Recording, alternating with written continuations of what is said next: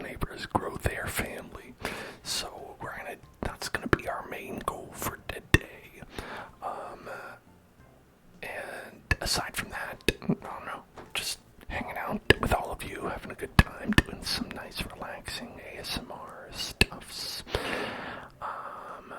Hope you're all chilling out, having a good one. I don't know if I noticed that the map turns wintry like this. Is this a new feature? It might be.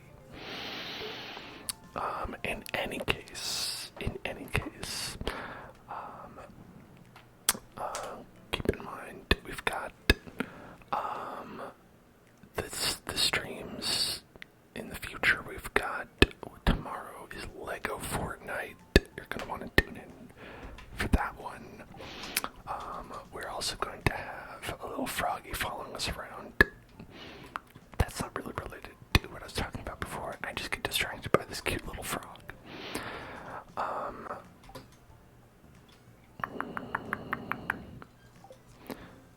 And then on Friday, we're going to be playing a new game that's releasing, or DLC for an old game, maybe. It's right, folks. We're going to be returning to that game with the really old circle. The old circle game. And that's going to be fun.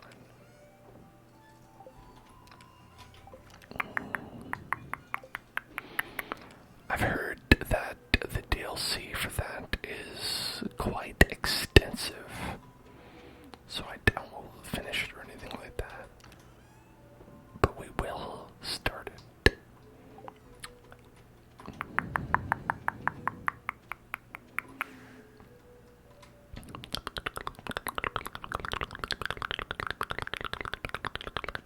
Oh, look at that. They've got 4 little guys there. We're doing great, Bobo.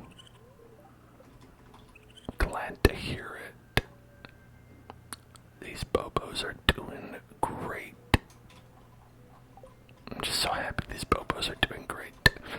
I'm gonna need them to probably do a little bit less great for me. Just so I can complete my personal quests, my personal goals, the things that I want to do with my time here in Stardew Valley. I'm gonna need them to be a little bit less satisfied with themselves. So maybe they could do that for me. Maybe they could find their way to being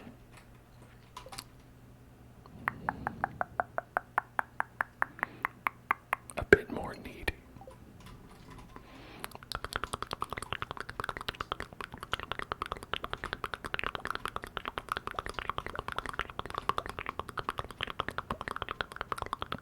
Mystic syrup. Mystic syrup. Mystic syrup. Mystic syrup. Mystic syrup. Another thing we could do while we're passing the time is this. Getting the fiber associated with this will be challenging, but that's really the only thing that we're missing, strangely enough.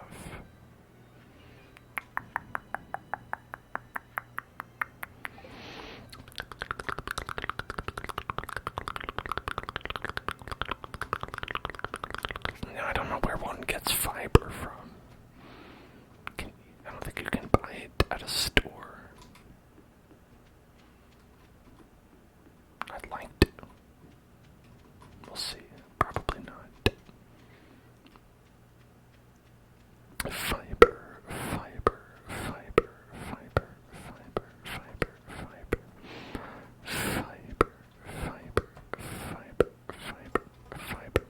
Get out of my way.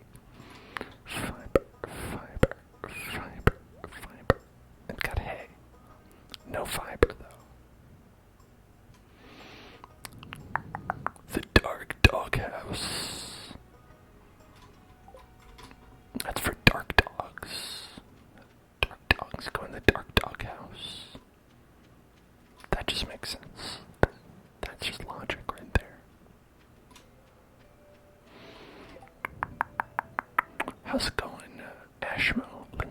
Ramos, senor. Hope y'all chillin'.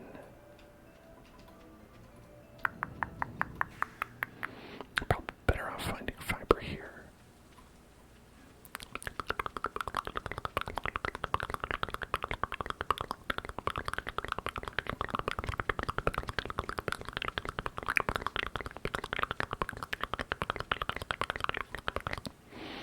Burb.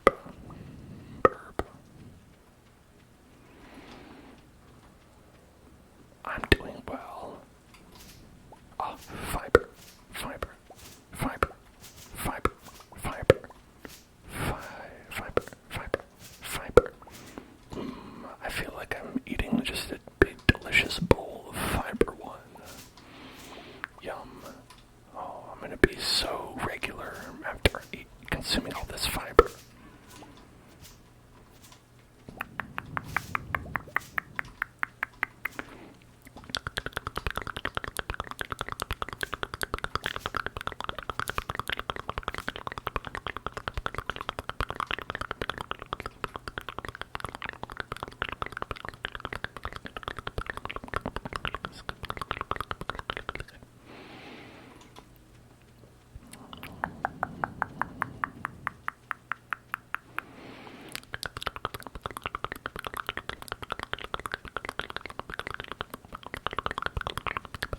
I think so. One of the book powers that we have permanently makes our move speed a little bit faster. But I've already gotten used to it, and already I'm like, I need more. You didn't know what fiber was, and you ate an entire half a box of fiber one bars. Man, I bet you became extremely regular after that. Just the most regular anyone has ever been.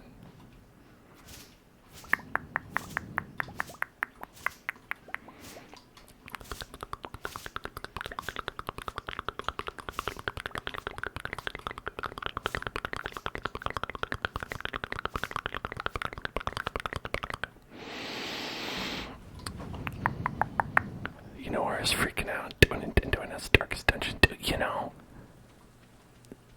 not as much, because it has already been out on the PC for quite a while.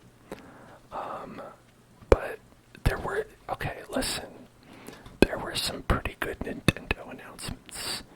I don't know if announcing like a Switch port of Darkest Dungeon 2 when Darkest Dungeon 2 is already out on PC and we already own it thanks to zombies, and we're going to be playing it on the channel. Look forward to that in the future. But there were actually a lot of things that I did really enjoy in that Nintendo Direct. If you haven't seen it, I recommend it. Off the top of my head, y'all can let me know what your favorite things that you heard in the Nintendo Direct. For me, it had to be Metroid Prime 4. That was pretty great. Oh yes, yeah, they announced that basketball exists. They invented basketball. Oh my god. I was like, what? Crazy. The new Dumpamen. The new Dumpamen. Can you believe it? The Dumpamen are back in the new Dumpamen. And what is it? Farmagia. Can you believe it? Farmagia. And Turok on the Virtual Console. Oh my god! Finally, I cannot play Turok. Yeah, lots of very exciting things. And some things I was actually interested in as well. I'm trying to find the name of something that I actually was pretty excited about. Okay, yeah. So, I'm actually extremely excited for this, to the point that I had to write down the title, because there is a 0% chance I can relay this title to you if I'm not looking at it currently. It is the 100-line Last Defense Academy, called the 100-line Last Defense Academy. Now, that I was actually very interested in because it is the follow-up to Danganronpa, which is a series that I really like. And, of course, it has a nonsense name that will inevitably make it so no one ever even knows that it comes out, including me, because I'll hear, hey, the 100-line Defense Academy. See, I'm not looking at it anymore, and I just got the name wrong. And then no one's going to know it came out, but it'll probably be pretty good.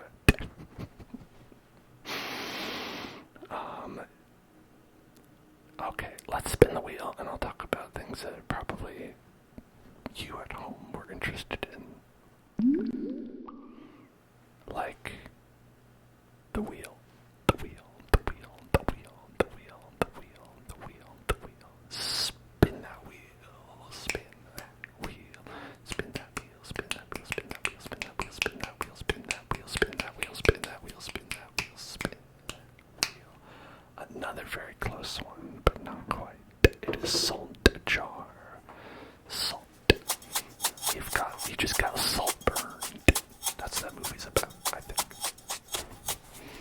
That movie's about Peeta from the Hunger Games almost getting to play Barbie Dreamhouse Party, but instead, salt burned.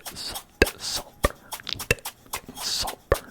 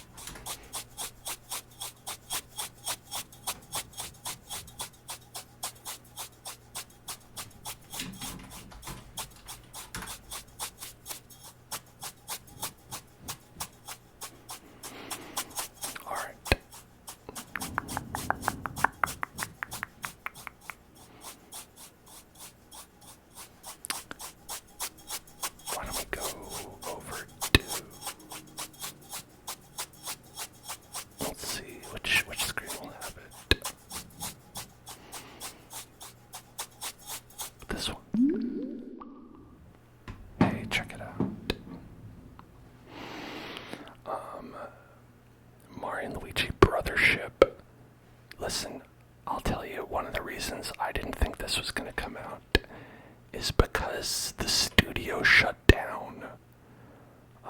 Nintendo closed Alpha Dream that makes the series, and so I just totally written it off because, like, who's gonna make it? But apparently someone is gonna make it. And it looks really good, and it's on the Switch, and it's called Brothership, which is very good. That's a very good name because it's a ship that has brothers in it. It's got the brothers. They're in a ship. The ship of brothers. The Brothership. Nintendo World Champions NES. This one, a lot of people are excited about because you can do some fun speed running stuff. Fun casual speed running, and that's pretty cool. I'm not very good at that, so I don't know if it appeals too much to me. But I appreciate it. See ya, Jenna. Have a good one. Fairy Tail 2. That's great for the furries out there. Happy for them. I don't know if it appeals to anyone. guess. I don't know. I'm not a big fairy tale person. Fantation was, this is a game by the original Final Fantasy creator Sakaguchi. You know, I realize now I could just be, you're probably getting better information from this article, but listen. I guess you could just read this article. It's on Polygon. It's pretty good. But this is an Apple Arcade game, and they didn't say that. They didn't say that. It's an Apple Arcade game that I never played because I don't have that. So this could be good. I don't know. If you've played it, you probably already know.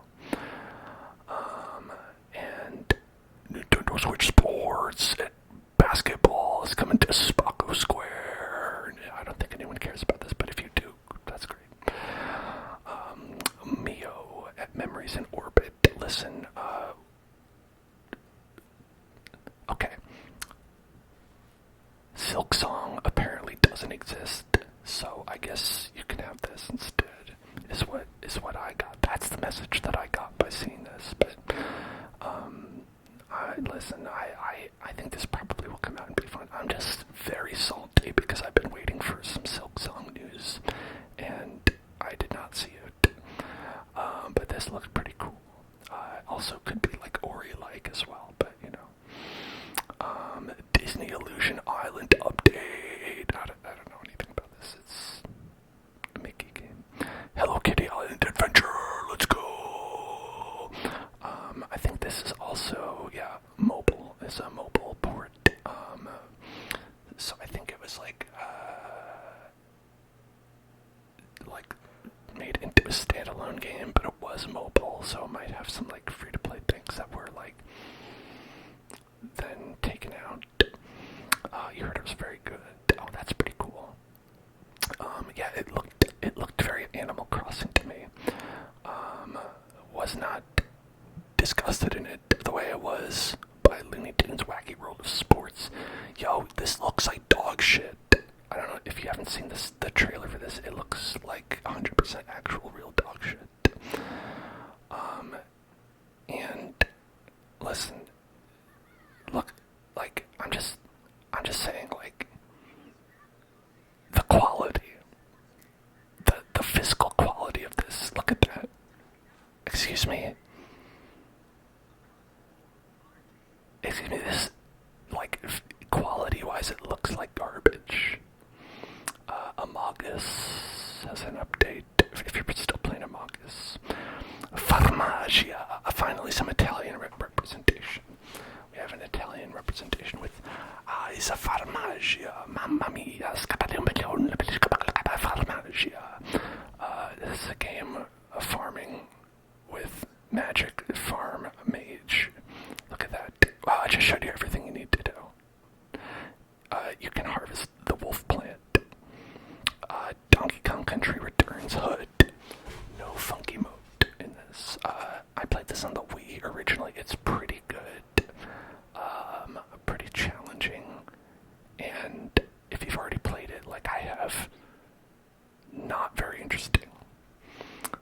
Dragon Quest 3 HD 2D remake. I've not played Dragon Quest 3.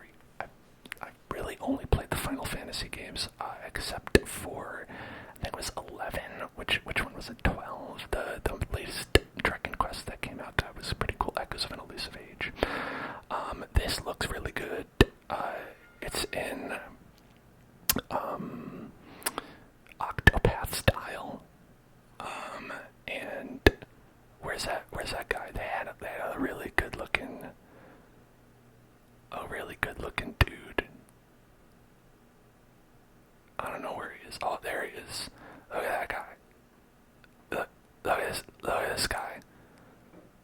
Look at his tongue wagging. And so they're remaking that. Looks pretty great.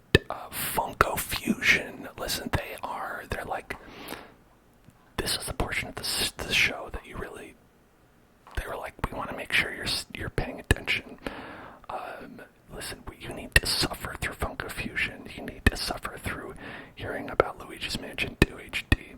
You need to suffer to get to the new Dempa Man. Actually, the new Dempa Man, let's be honest, the new Dempa Man is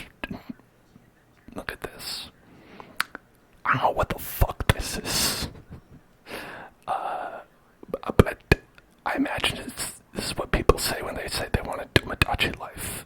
Is this Tomodachi life? I think this is Tomodachi life. You can collect special Temperament is what I've heard. Metal Slug Attack Reloaded. This was a free-to-play game that was free-to-play. What happened to the old Temperament? Okay, zombies, they're old. They died. Alright, you need to learn about the finality of life. The old Temperament are dead. Long live the new Temperament. But yeah, this one's a free-to-play game that turned into not a free-to-play game.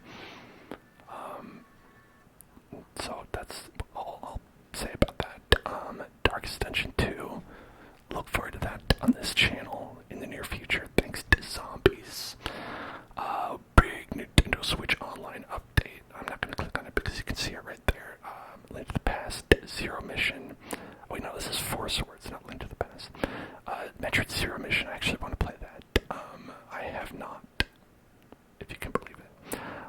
Turok, don't play that. Like, okay, if you have not played Turok, don't, it's bad. Perfect Dark, that one's good.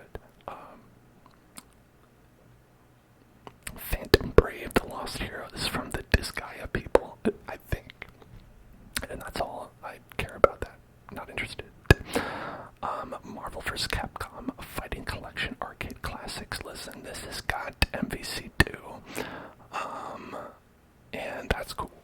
I think this is very huge for people who are into fighting games. And if that's you, you got it. Congrats.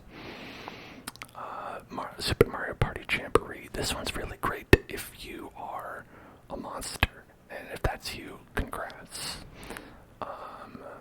And here's this is the real winner of the show to me, which is Legend of Zelda Echoes of Wisdom. This is probably the thing I'm most excited for out of everything that I've seen in the entirety of the summer game announcements. Because it looks awesome. It's a Zelda game done in the style of the remake of Link's Awakening, probably by Grezzo, the studio that made that. And then it's sort of like more puzzly, where you can make tables and shit. Look at that. Look at that, she's making tables. Pop, pop, pop. So, for me, this is potentially, this could be like Breath of the Wild 2D. You know what I mean? Top down Breath of the Wild is the vibes that I'm getting from this. It looked very cool. Look at that. Look at that. And you can make a monster. Yeah, look at, hold on. Yeah, get that monster out there. Boom. Boom. Look at them. Just popping out those new Temperament everywhere. Yay. Yeah, basically, Echoes of Wisdom. It's Wand of Gamelon 2. In fact, her weapon that she uses here, this is the one. This is actually called the Wand of Gamelon. That's not true, but, it could be true.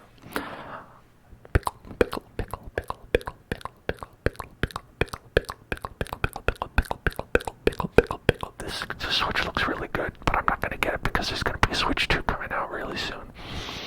And because who the fuck can afford another Switch, right? I don't, like, this is the biggest bait. Releasing this now, I can't believe they would do something like that.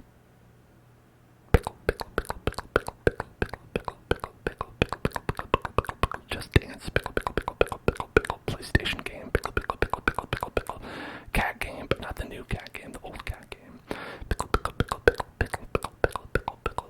Hobbits, but not good hobbits.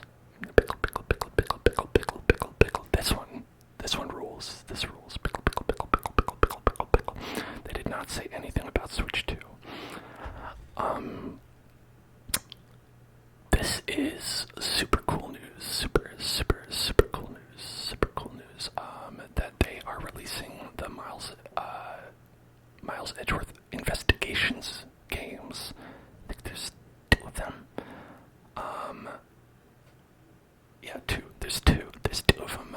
The second one was only available in Japanese, but if you're nasty, you could have played the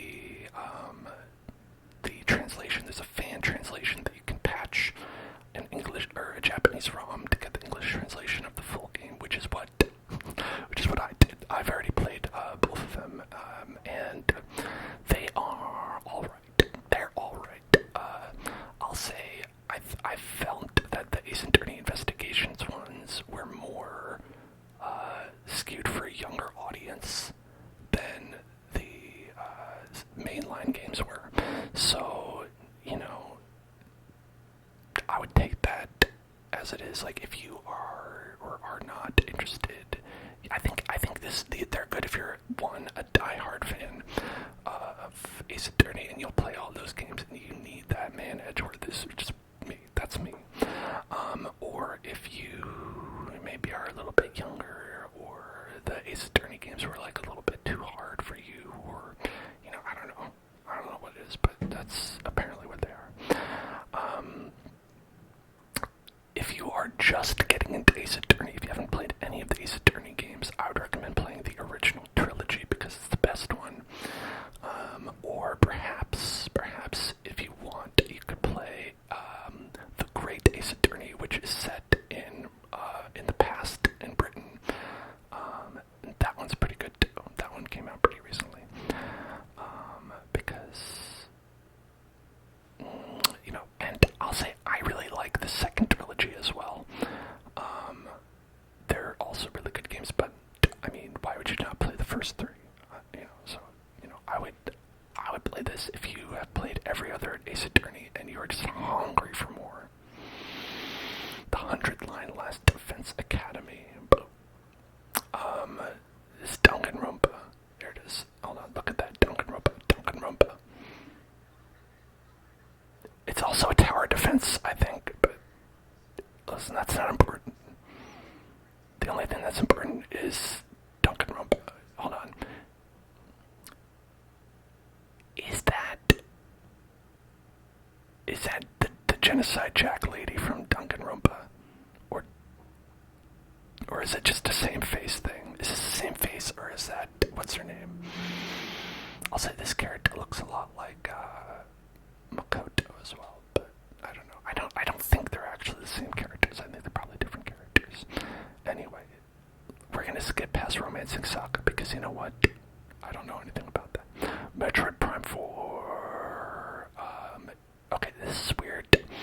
It's been a really long time since this was announced, but they did not show a lot of gameplay.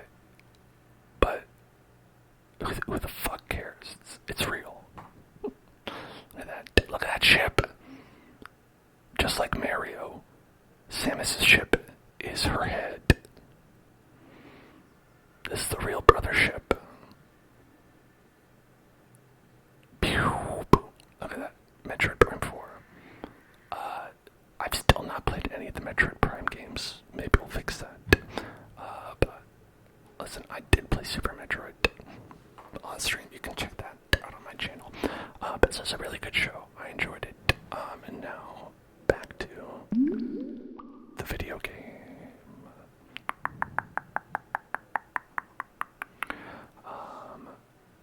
Yeah, it was awesome. I had a great time watching that. Very cool stuff.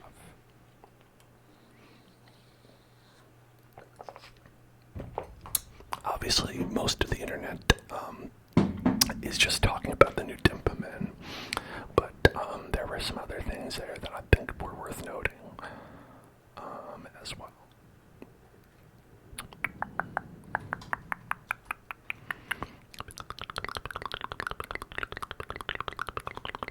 Oh, still not enough fiber.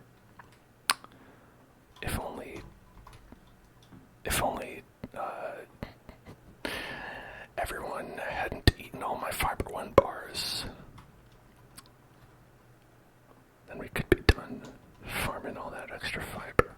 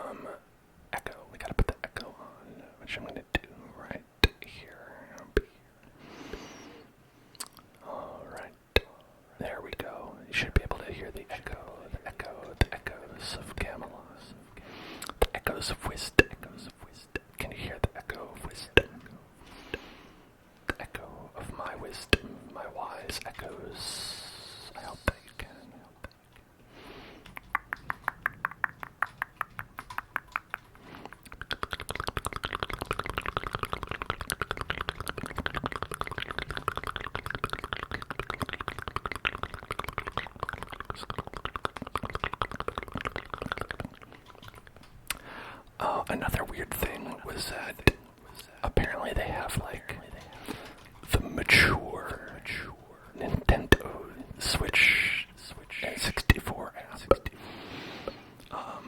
which is what they're putting like the Turok and Perfect Dark on, because those are M-rated games, because you shoot guns in them. And it's weird. It's like this separate download. Like they have the Nintendo Switch and 64 app, and then they have a second app that's just these two games. You download it, and that's all that's on there. And it's just because they're like, we're a family. It's for families. We can't be putting things like Turok on there. What if little Timmy accidentally plays the Turok and sees the dinosaurs being shot? He's gonna be scarred for life. Little Timmy will. Oh, here it is. The fishy scone here.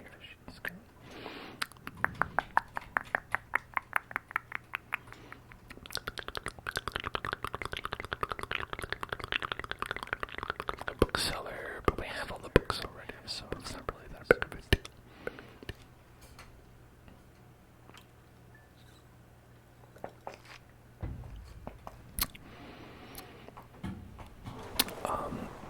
I realize I hadn't really talked about like a lot of the good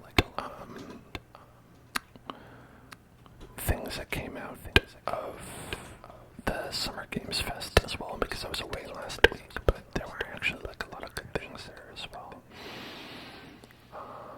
I think I wrote some of them down as well. I won't do a whole thing for that. Because there's nothing as exciting as the new Tempo Man. Actually, that's not true. Actually, it definitely was.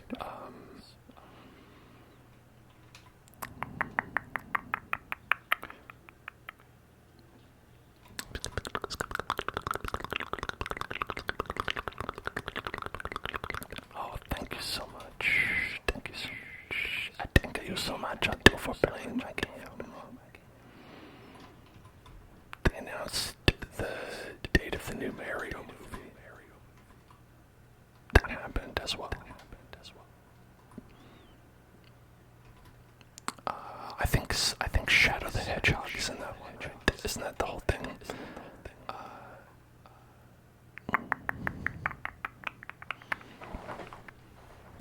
Okay. Alright, here's my list that I made of the big things that were announced for the Summer Game Fest, which is what E3 turned into. There was Assassin's Creed Shadows, which is announced before, but they showed it in more detail. It's Assassin's Creed, except Japan. And it looks pretty cool.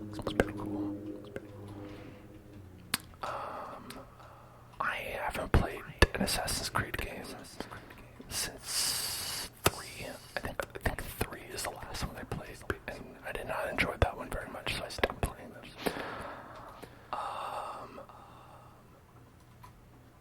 But still, that's the Assassin's Creed game that like everyone was always like, you should do it in Japan.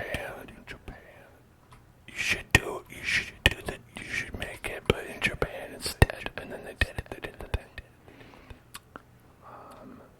Thanks for following a shrimp frying rice. Welcome to the Hell Zone.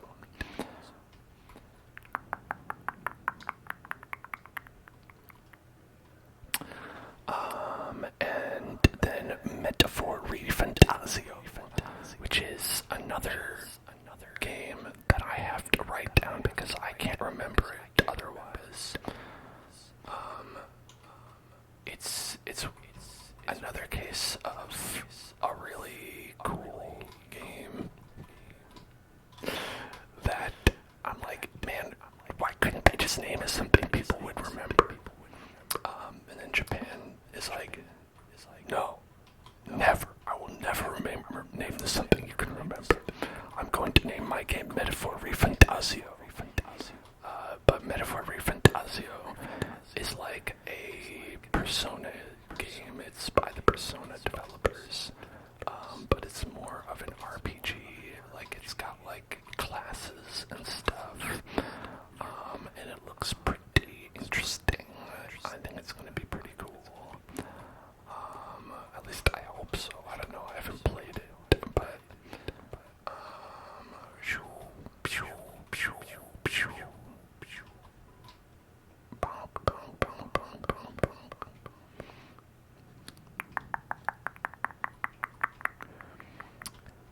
so there's that one.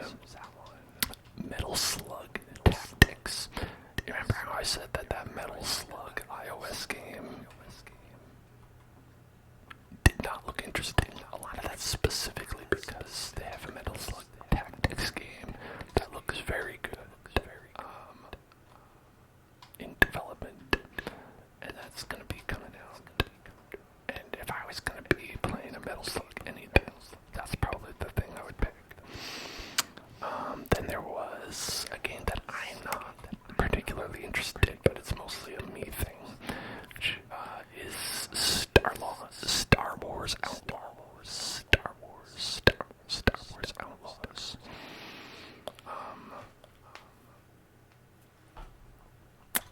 I'm not a big Star Wars fan, but it looked pretty good for a Star Wars game. Like I was like, hey, that's nice. That's nice for people who like that stuff. Cool. Like it's got like ship battles and stuff, and I get like when you're on the ground, it looked like Metal Gear Solid 5. And I was like, cool. I'm not gonna play it, but cool. I don't know if we have any Star Wars fans in the audience. If we do, let me know. Let me know how you think. What you think about that? There was Doom: The Dark Ages. Doom: The Dark Ages, another thing that was like, hey, I don't care about this, but that looks kind of cool. Where they are setting the new Doom game in the Dark Ages, like Army of Darkness.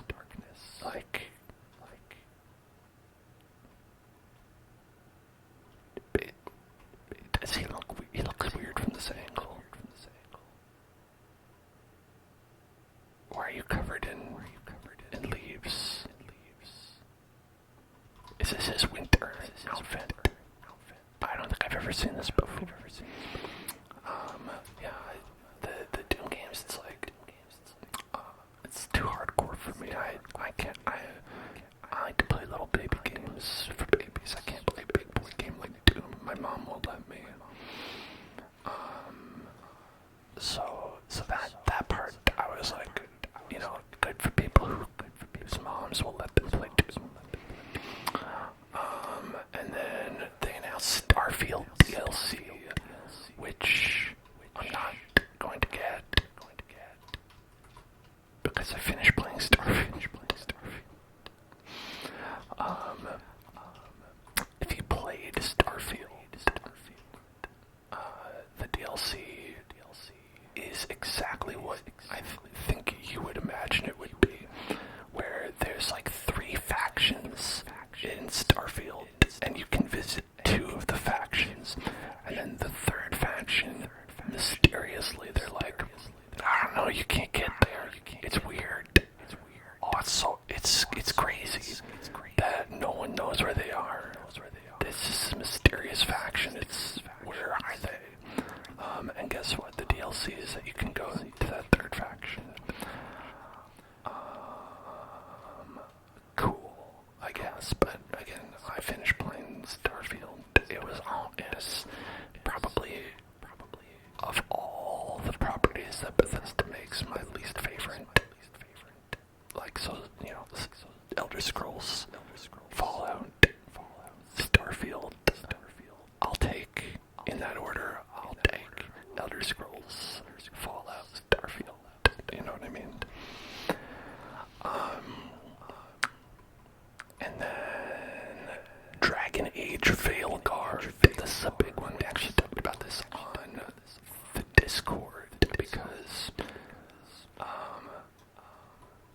because apparently we also got a couple other Dragon Age freaks in the chat. Shout out to my Dragon Age freaks. Pretty excited about that, with some reservations, because I feel like you can never really trust EA. Not that you can trust any of these other companies, but it's like I'm super excited that they confirmed that they hadn't canceled. That's probably the biggest thing. I'll say the biggest thing I'm excited for is that they didn't cancel it.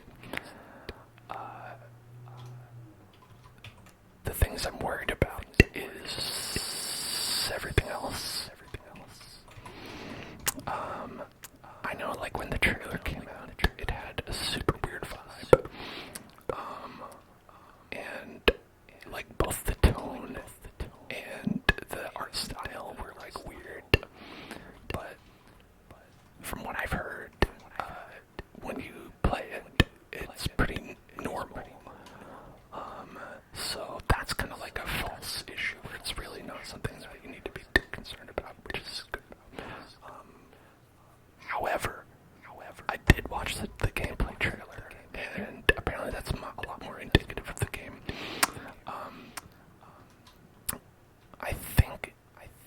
I think the gameplay looked a lot like Mass Effect, which isn't bad. It's just like, you know, it's kind of like, it's like the promise was kind of, there's a weird thing about Dragon Age where, Dragon Age was like, hey, we know people love Baldur's Gate games, but you can't play those on consoles, so we're gonna make Baldur's Gate for the console's friends, so console people can play Baldur's Gate. I feel like that's the original like pitch for Dragon Age Origins, and like it did like kind of like a pretty good job of like, you know, having this kind of like tactical Baldur's Gate thing, but they've really moved away from that as the games have gone on. Like Dragon Age 2, Dragon Age Inquisition, they were really kind of like not like that so much. And now they've fully gone the other route, and they're just like, nah, it's just Mass Effect. But the issue with that I have is mainly that in the intervening time, Baldur's Gate 3 came out and was like the best game of the year, and people can play it on consoles just fine. And so I feel very conflicted about like the existence of Dragon Age. I have like an existential crisis about Dragon Age that I'm sure people who are making Dragon Age probably also feel. Where it's like, what even is Dragon Age if they're not doing Baldur's Gate, right? If it's not like, hey, you can do all the stuff you do, you know, in that kind of a tactical sort of game. It's like probably all in my head, but probably also not. Like when it comes out, it's probably just going to be more like Mass Effect, but in space, which wouldn't be a problem.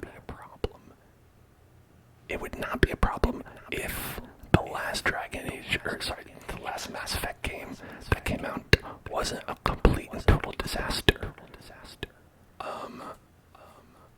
Like the last Mass Effect game that came out, Andromeda, kind of canceled the whole series because of how like messed up it was. And so to hear that like Dragon Age is really like skewing really close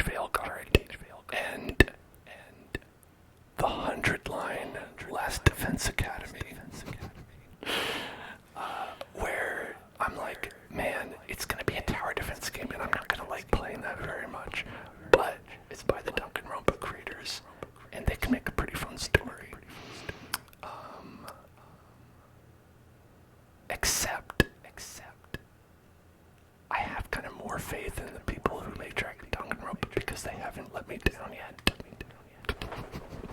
I don't know. Weird. Weird comparison to make.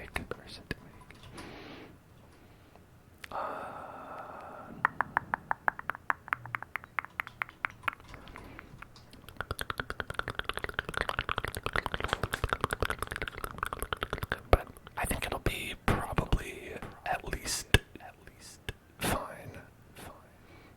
That's how I feel about it. I think Dragon Age Veilguard will be at least fine, guaranteed. Right?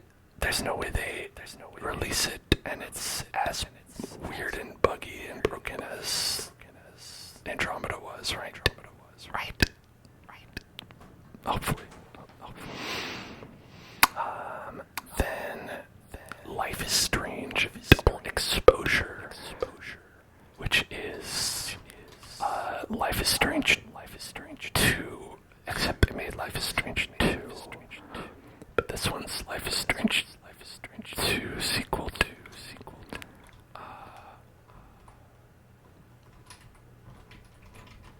I think that one could be good.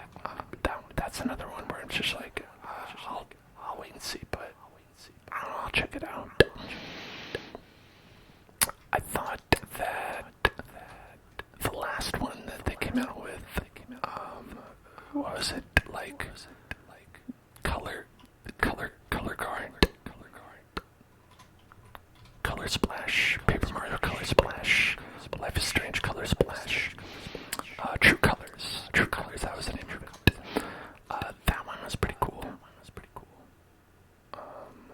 And I don't know, those games are always interesting, at least a little bit. Those games are at least a little bit interesting. I've never played any of them on the channel, though. If there's any that y'all like, maybe we could play those. Basically, I played the first one, and the most recent one, and that's it. Which is a weird selection of them, but that's how it goes sometimes. And Gears of War is back. And end of thought. I wrote that one down because it was more like, hey, I don't know how I've never played a Gears of War game. I don't know how anyone feels about that. I more wanted to ask all of you. Do you care about that? Are you interested in that? Does that make you feel anything? That Gears of War is back? Because I know it was a big deal at one point. But again, my mom won't let me play these violent games. She's like, the devil's gonna get inside of you if you play these games. And you know, I will never betray my mom like that.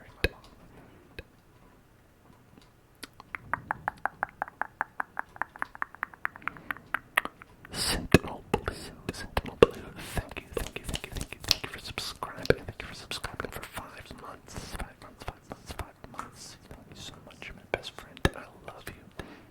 Thank you.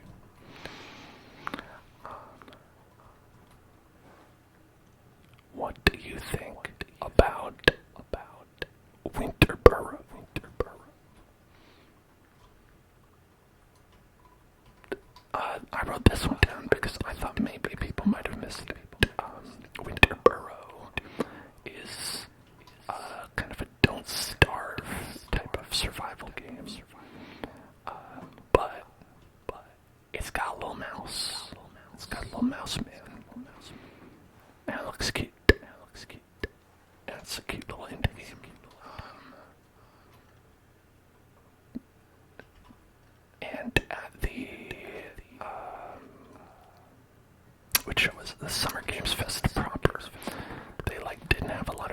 game so that they put up a lot of indie games, and I really appreciated that because a lot of the time those are the most interesting ones. So don't be surprised if like some of the games that like were like out there and it's like, oh, it's like just kind of like an indie game and you've never heard of it, and then it ends up coming out and you're like, oh, this is an awesome game.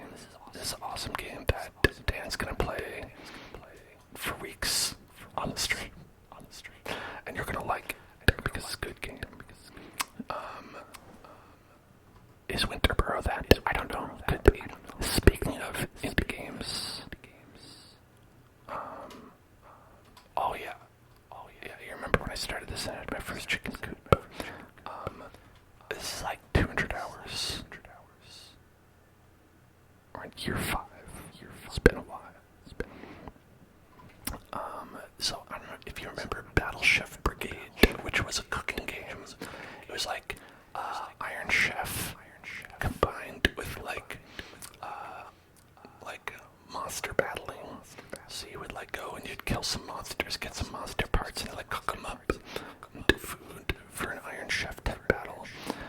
And that was pretty cool. It was a cool indie game. They're making a game called Battle Suit Aces, and also it's a card-based mecha RPG, and that's cool. And also, alright, Battle Suit Aces. There's also a game that's called Battle Aces, which is an RTS game that's coming out and it's totally unrelated.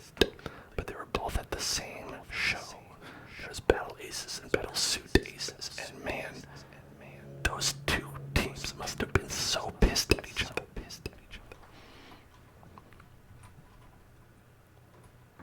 I can't imagine being more angry than finding out that someone showed up with the same name.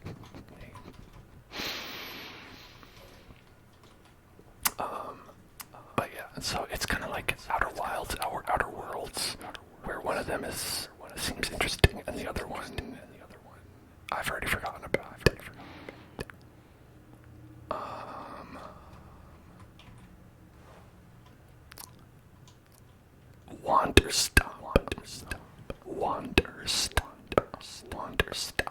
Wanderstomp. You might have missed this one. This one is a cozy game set in a tea shop, which is very relevant to what we're doing right now. You know, we've been known to play a cozy game or two, but and this is where I want to open up the discussion. It's being created by the creator of the Stanley Parable. So let me ask you this. What is the game actually about? Do you think? Do you think it's real? Do you think it's like actually gonna be a cozy game?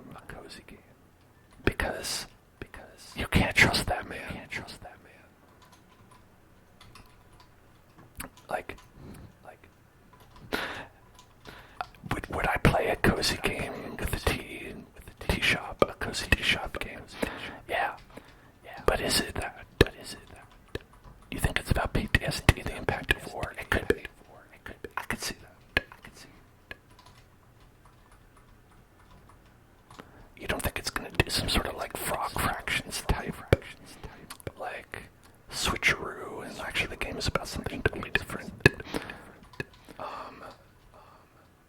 Because maybe it is, maybe it isn't. I mean, I think it has enough like legs to stand on its own.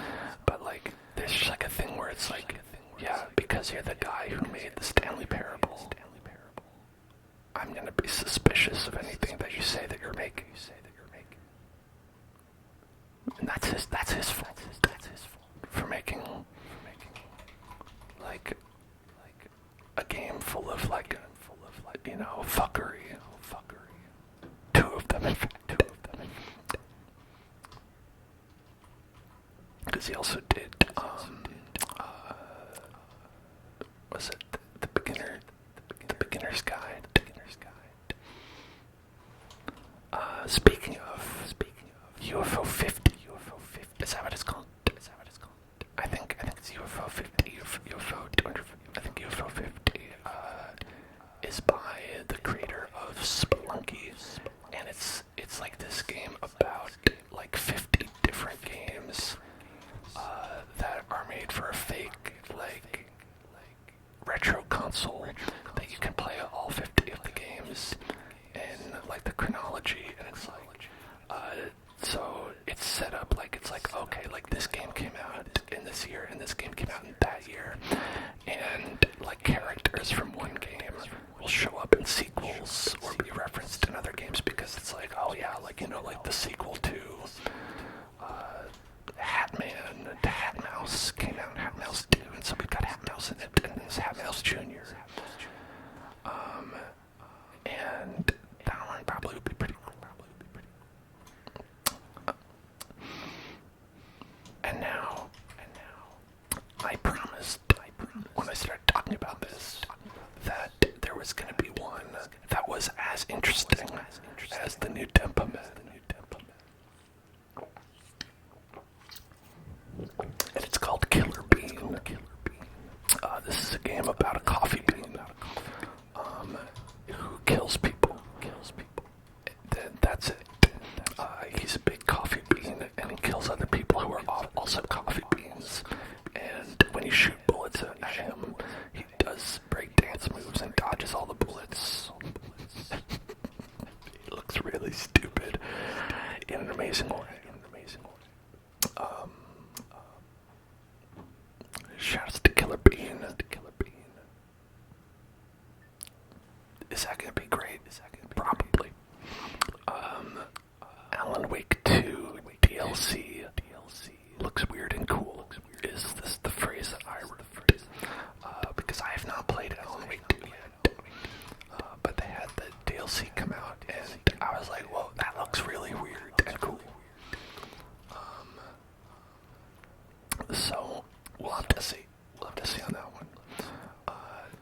Alan Wake 2 looked a lot like Twin Peaks, which made me want to play it. But then I never got it, so I didn't play it. And that's been the story of Alan Wake for me.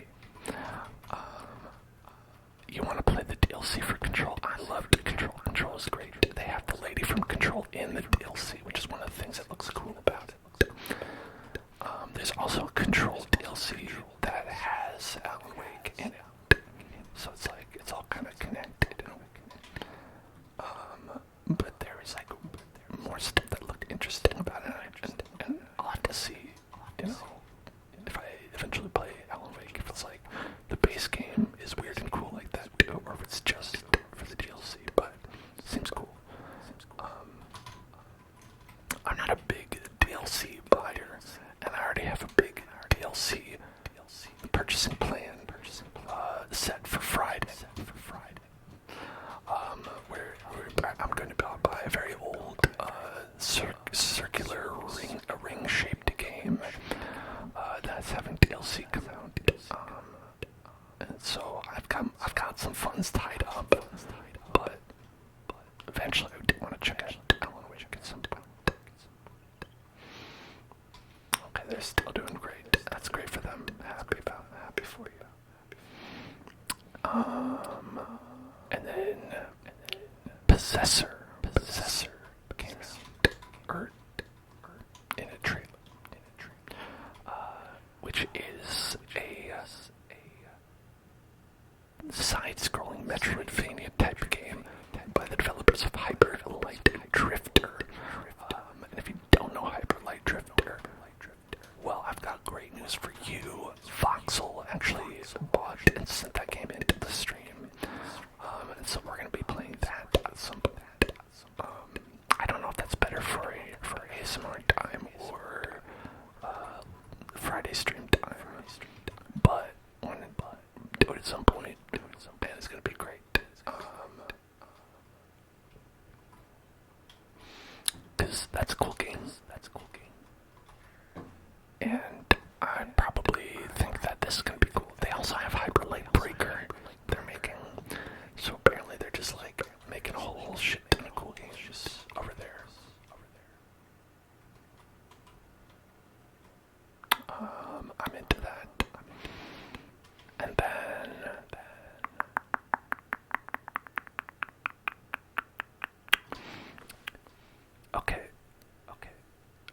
once humans showed up, and a lot of these games were like, the first time I was seeing it, and they didn't necessarily show too much in the trailer, but once human looked cool, it was like an open world survival game. And those are either interesting to you or not. I think they're pretty good. We've played a couple on this stream here, and I'm always looking for more. And maybe that one will be a good one. There's also the Alters, which wasn't at the show, but it's another one of those types of games. And that one also looked pretty cool. That one is like set in space, and it's like solar radiation melts you in the day, and then I think like the cold freezes you at night, and then also I believe you make clones of yourself to help you do work. And so that seems cool. And Dark and Darker was not at the shows, but it came out in early access on Steam, and that's a game that I wanted to check out for a while as well. That's like a Skyrim type game, but like also an extraction version. Solar radiation melts you in the day and cold freezes you at night. They made a game about California. Yeah. I mean that's generally the issue with the desert.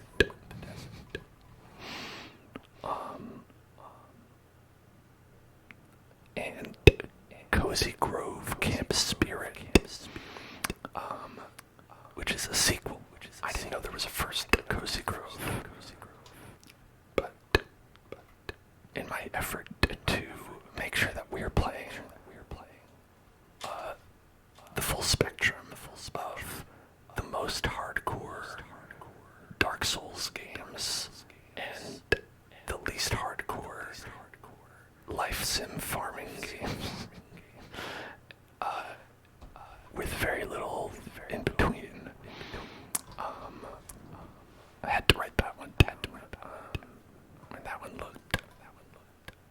Okay, when I say Cozy Grove, Camp Spirit, if that inspires images in your head, I'm gonna say it's exactly what you're thinking in your head.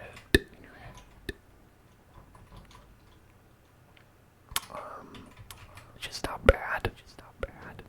You always want games like those. Then again, on the other side of the spectrum, there's like this game fund from Blumhouse, which is the horror movie studio, where they like are putting out like a whole slate of like indie horror games. And I was like, damn, that's very cool, actually. I'm really glad that they're doing that. And one of the ones that is coming out most quickly, I believe, is Fear the Spotlight, which is a PS1 style horror game.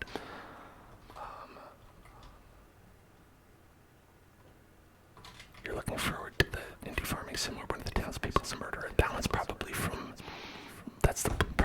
Blumhouse, which would be a great idea for one of them. They might actually have one like that. I don't know. I think I saw one that looked like it wasn't outright a horror game, so it might be that. And then there was Tenjutsu, which is a jujutsu roguelike from the designer of Dead Cells,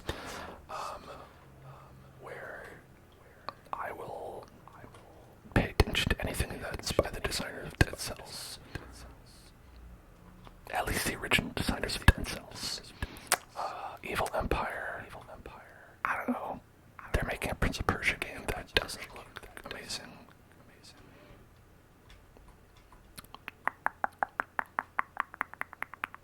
Oh wait. Link Pearls. You're saying that they are making an indie farming sim where one of the townspeople's a murderer. Really? Which one is that? I hadn't heard about that.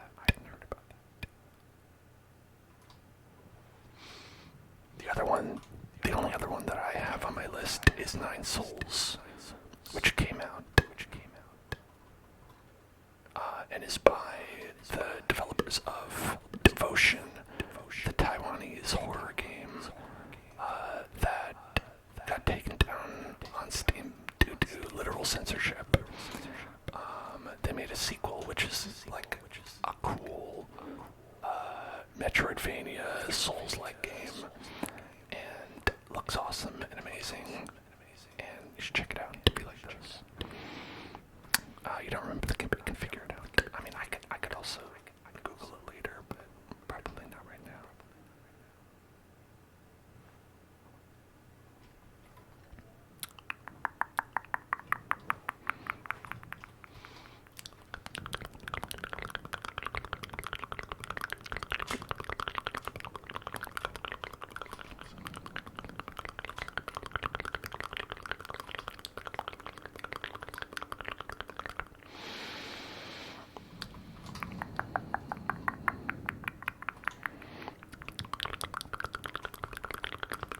Squidfest, Squidfest, Squidfest, Squidfest, Squidfest, Squidfest, Squid, Squid, Squid, Squid, Squid, Squid, Squid, Squid, Squid, Squid, Squid, Squid, Squid, Squid, Squid, Squid.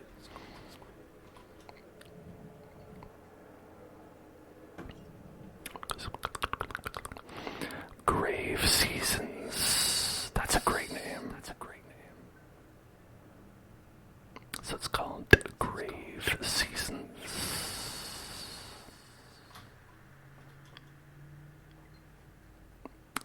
A charming pixelated farming and town simulation game where amidst all the relationship building and crop harvesting, players must figure out which of the townsfolk is a serial killer. No. My greed. A supernatural serial killer. Not just a regular kind. Uncover the hidden secrets of Ashen Ridge and find the way to stay one step ahead of the murderer. And maybe save the next few. Alright. Here's my question. If this was that game, who's the murderer? Is it Clint? Or is it Harvey? Those are your options. I think it's Clint. Like I said, if Harvey is the murderer, he's just a Dexter type murderer where he's just killing bad people.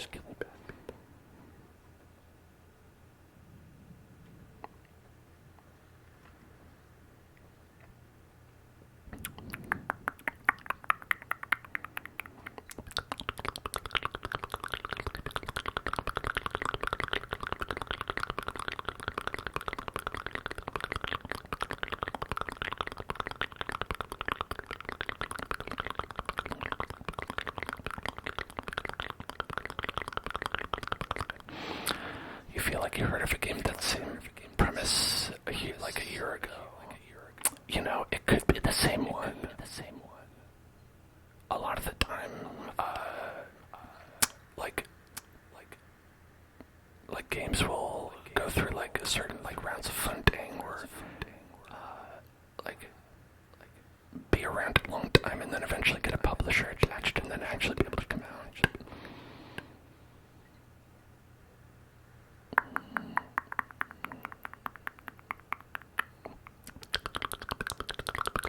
I've heard of that happening quite a few times.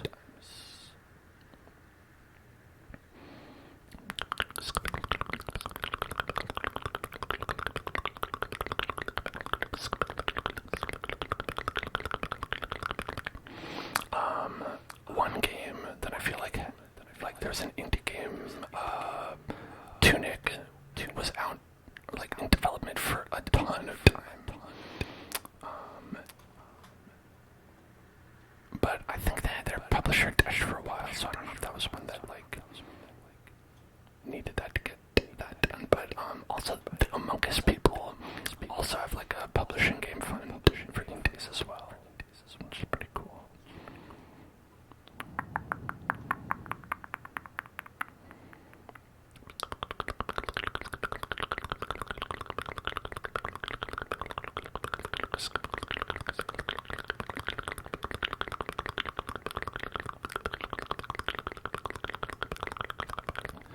This guy ain't fishing. What's he doing there? What's he doing there?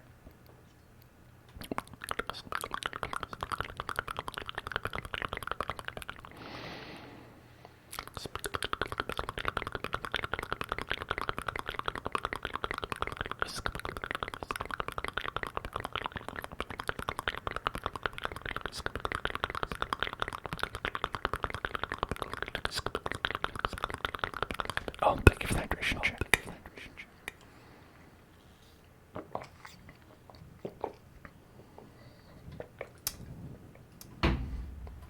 I'll just stare at my halibut for a while.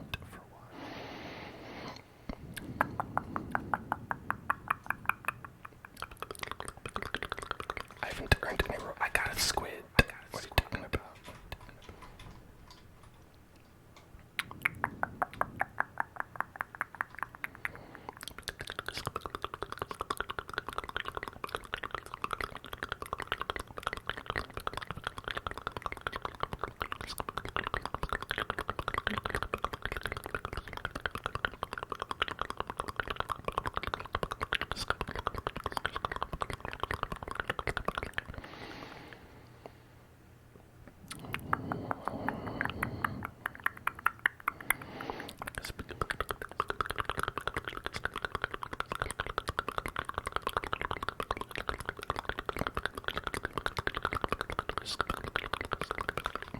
But yeah, I think if there was someone in this town who did murders, okay, these winter clothes are definitely new. I would remember if Robin ever wore like a full plaid. And if Vincent dressed up as, I think, a knight, it looks like he's some sort of squire. But if one of these people was a murderer, I think Clint, for sure. I think, let's see, Harvey could be in a Dexter type way where he like murders like bad guys, but like, and chops them up into small bits, but he's on the side of justice. Shane, domestic violence, not really, more of a serial killer type.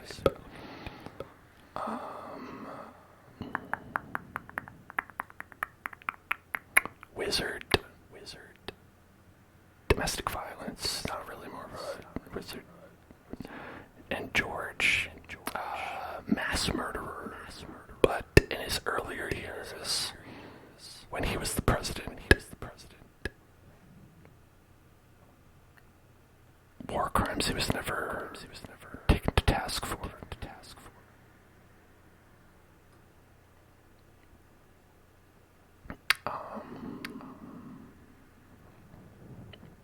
No, not Willie. No, I feel like Willie wouldn't do that.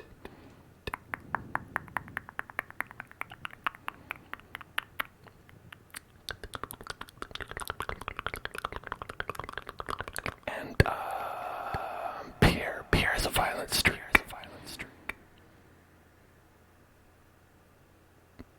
Pierre could do I do serial murderers and keep them under my house kind of thing. I could definitely see that about Pierre. So if this were the game where one of the people in your town was a mass murderer, those are my thoughts.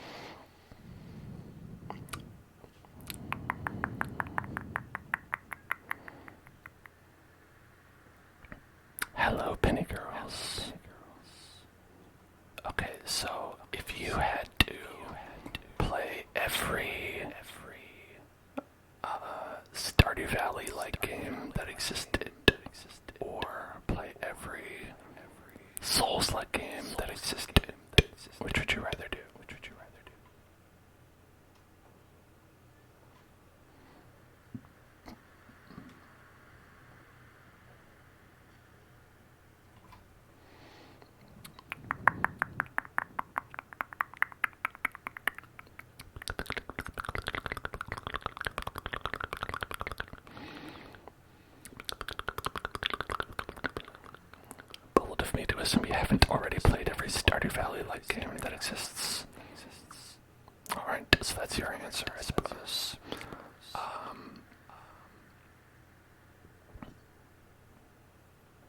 Okay, we've got 2 for the Stardew games.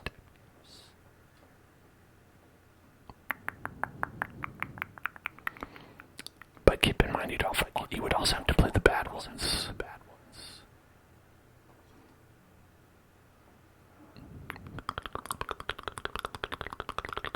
Oh.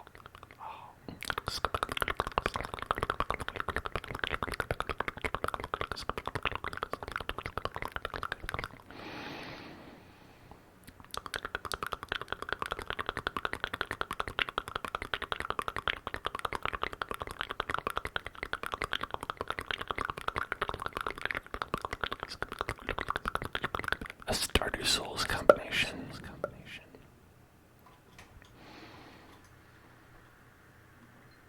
What would that be like?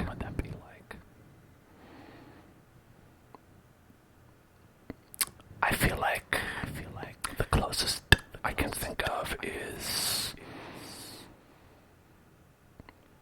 okay, it's not really Souls-like, but I feel like it's sort of close. But Cult of the Lamb.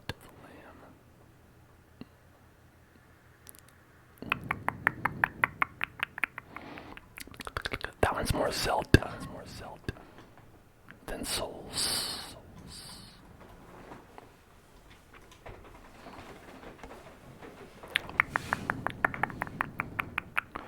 Oh wow. I got a trap bobber. Thanks.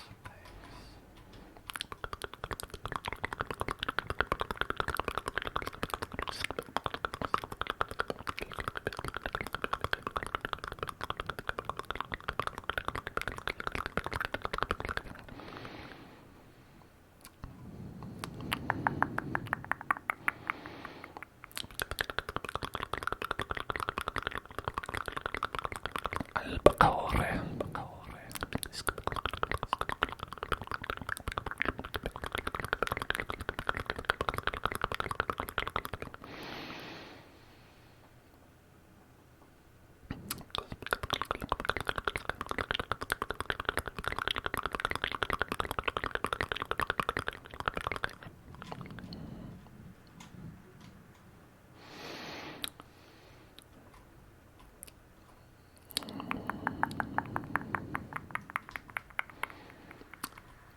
Games from the Direct I'm excited about, mostly new Temperament.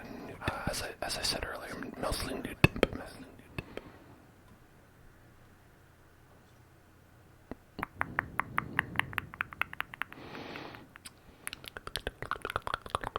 Most people agree there's nothing better than the new Temperament, and there never will be.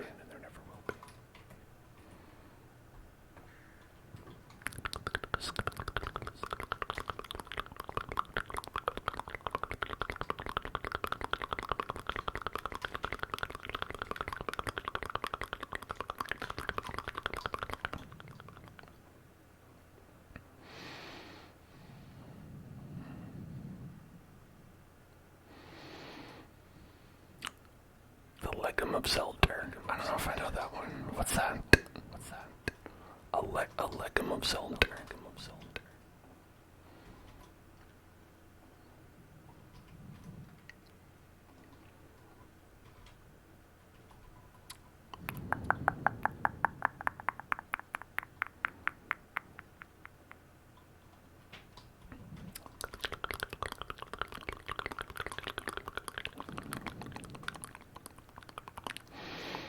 The only thing I didn't like about the trailer for the Legum of Zelda was when they were like, this game's going to star Zelda, who's a girl.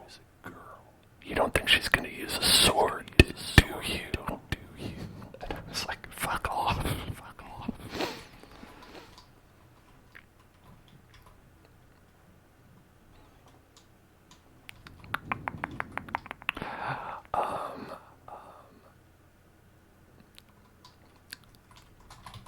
But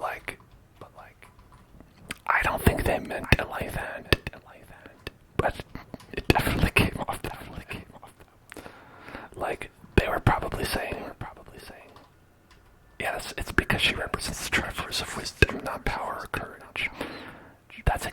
I meant, but that's not what it sounded like.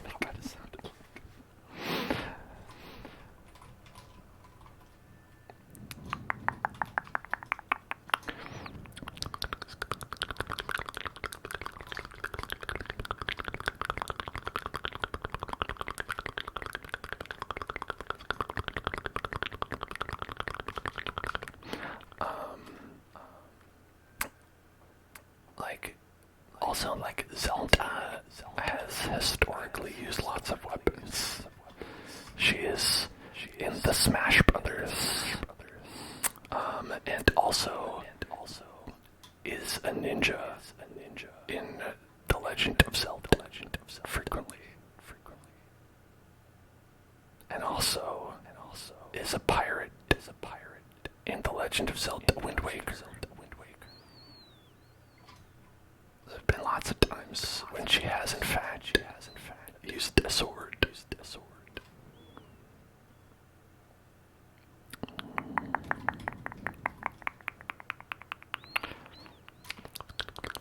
Also, she frequently uses a bow.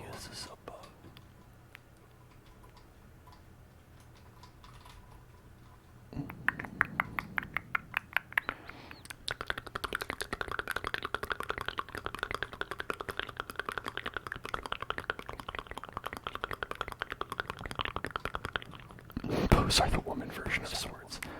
I mean, bows are physically, I would say, probably harder to use than swords, because the amount of like chest muscle strength you need to like pull those babies is high.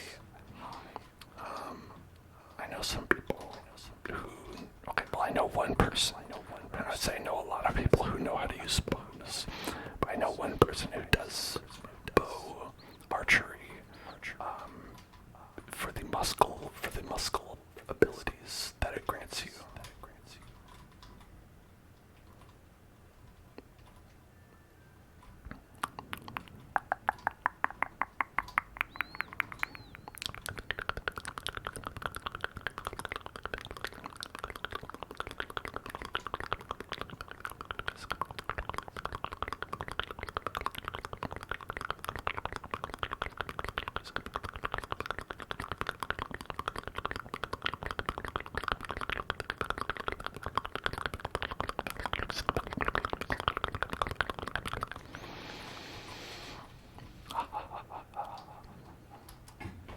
Chucking diamonds in the box.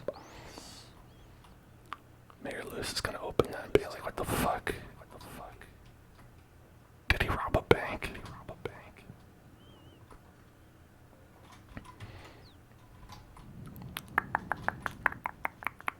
The best Zelda, spear tracks. No, probably. Okay. Guess what? Tears of the Kingdom.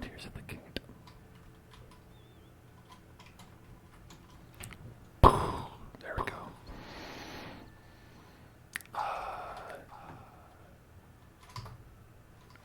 I think it's hard to beat Link to the Past. It's just like a classic. But definitely like Tears of the Kingdom's up there. Ocarina of Time also, obviously. I'd say it's like those three. I would say are probably the top three.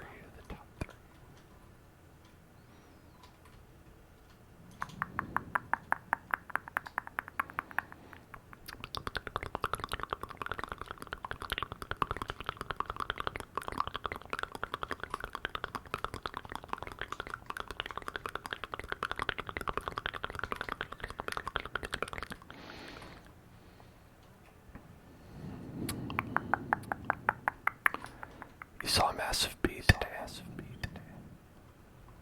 What were they in line at Target? Because I see a couple massive bees when I go to Target. They're waiting in line, and I'm like, I'm glad that you're able to get lots of great deals here.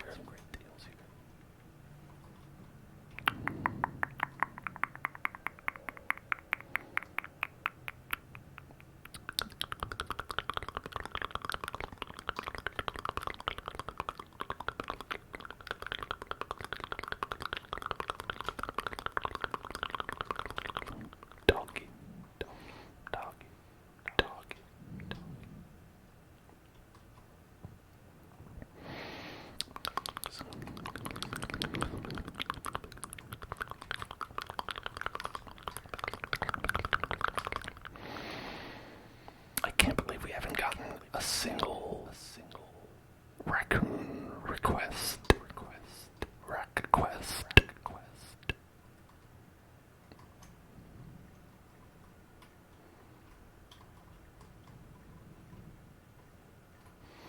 I wonder, maybe it's like a weekly thing.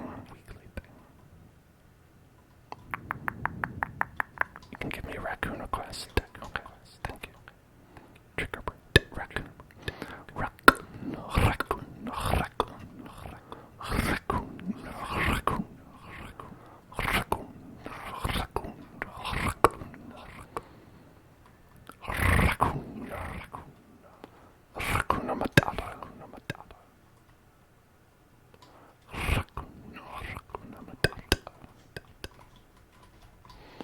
Such a wonderful phrase. It means no raccoons for the rest of your days. It's my raccoon-free philosophy.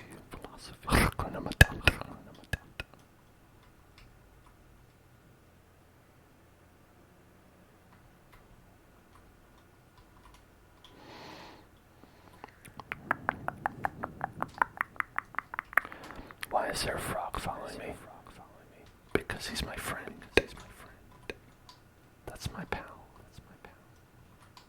My pal the frog. I'd like to show him around.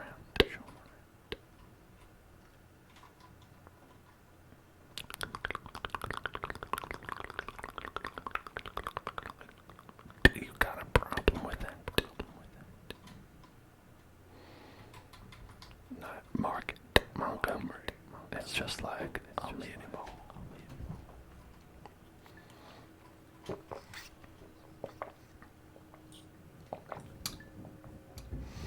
Okay, maybe because it is a new week.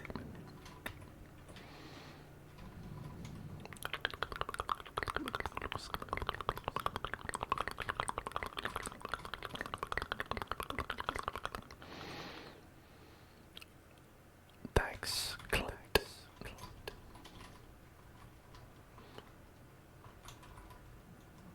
Something of your gold bar.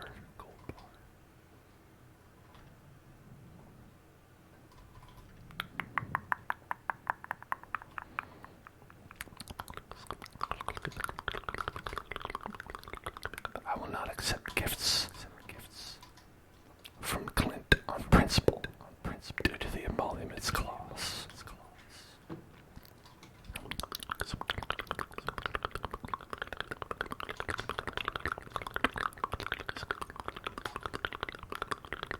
Doing great, Bobo. I wish you wouldn't.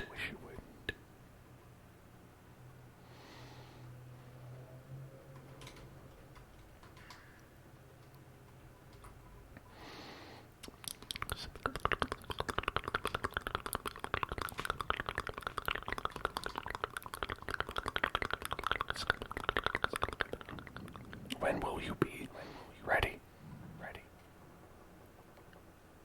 Mr. Raccoon. Please, Mr. Raccoon. I don't have anything else to do. In the game Stardew Valley.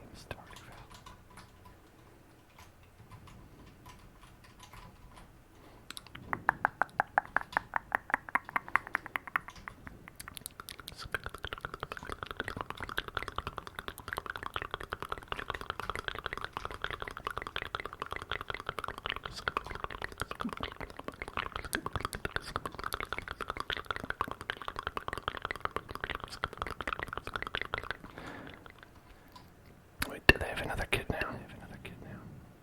Help us and I'll give you something nice. Finally. Okay, rusty spoon and moss. He wants a rusty spoon and some moss. Somebody's gonna have a great evening, if you know what I'm saying.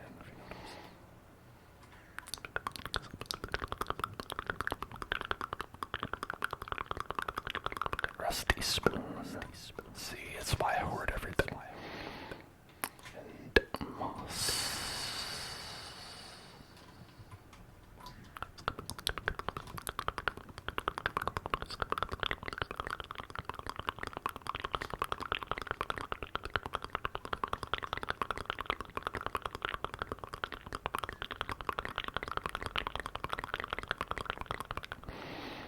Thanks, Bobo. Thanks, Bobo. You're welcome, Bobo. Welcome, Bobo. We're doing great, Bobo. Great, Bobo. Great, great. Happy for you. Happy for you. Now they've got 5 kids. That's too many kids. Frankly, I don't know how people do it when they have that many kids. I know how raccoons do it, and that's by not caring. But for people, that seems difficult.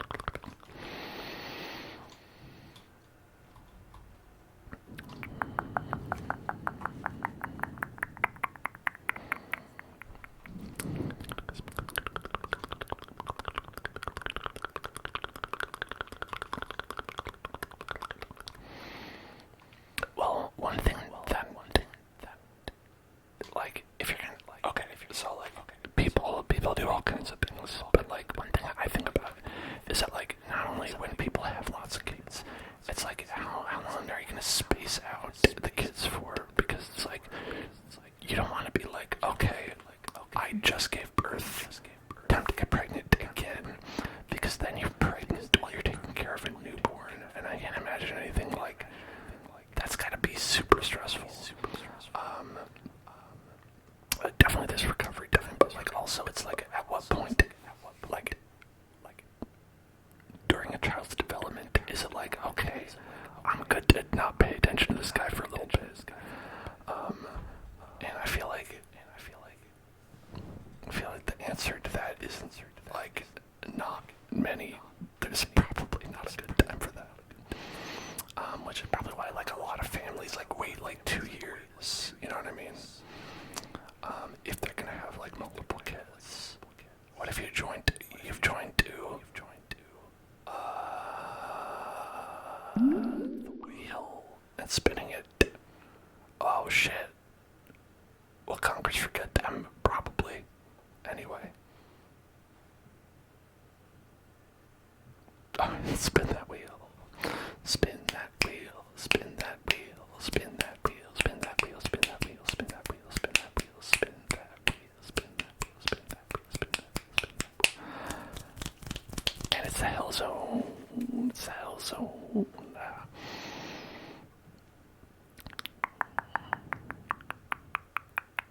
Right here.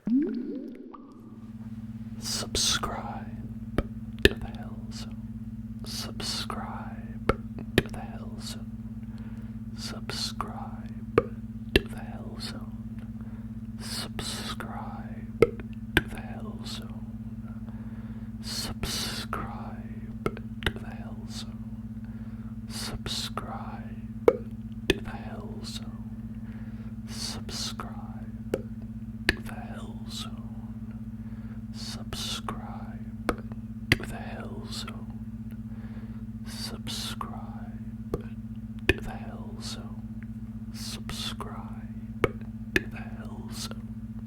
Subscribe to the hell zone. Subscribe to the hell zone. Please and thank you.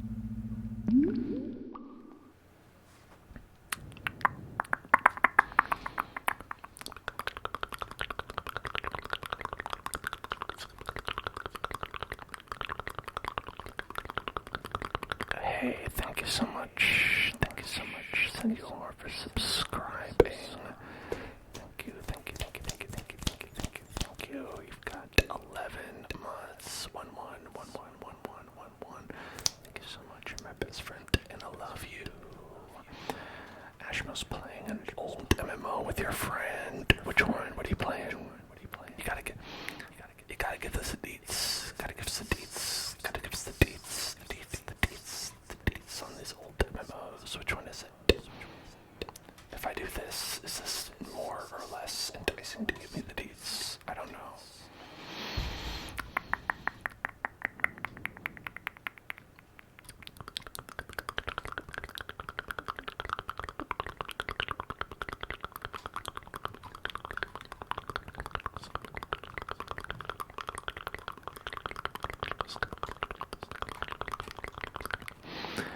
Breath of Moon.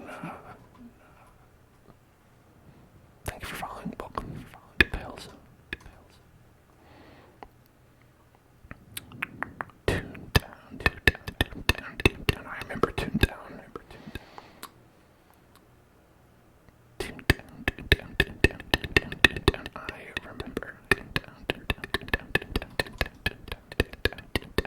That's when Disney used to make real games.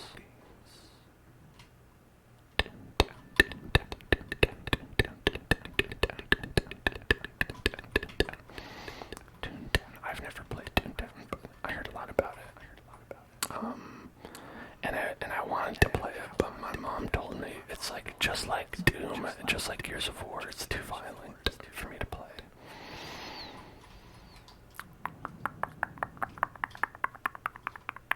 Spin the wheel again. Why? What? Did I miss one? I didn't miss one. I got it.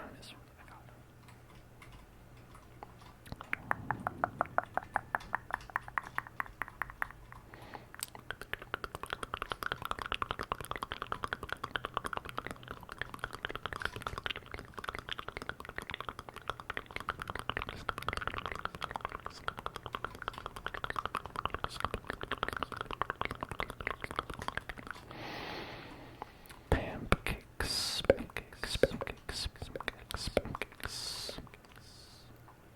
I'm gonna eat pancakes. Oh, well, this is a great ASMR stream, in my opinion. If you ask me, it's a great one.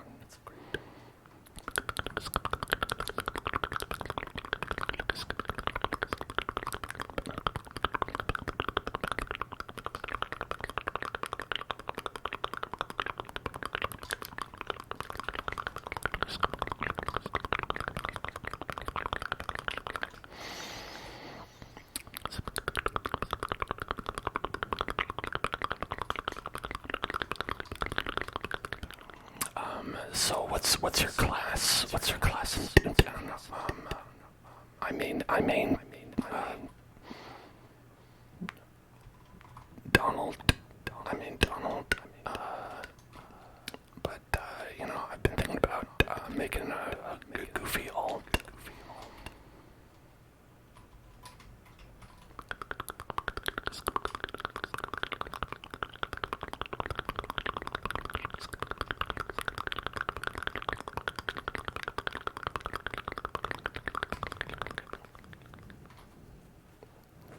No classes.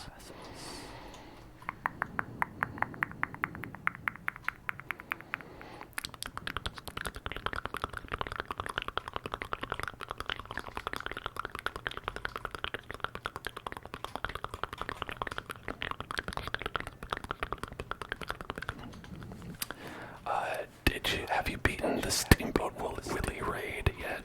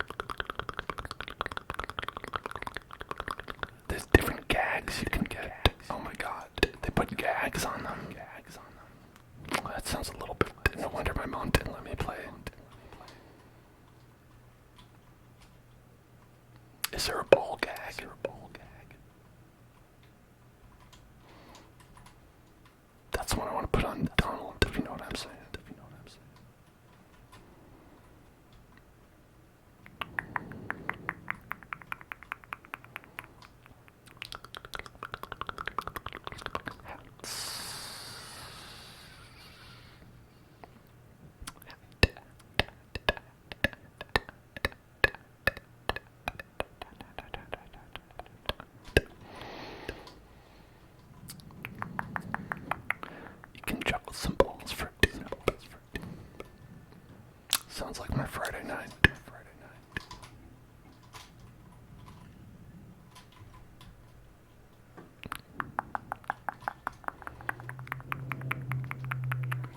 When I'm playing Toontown, that is.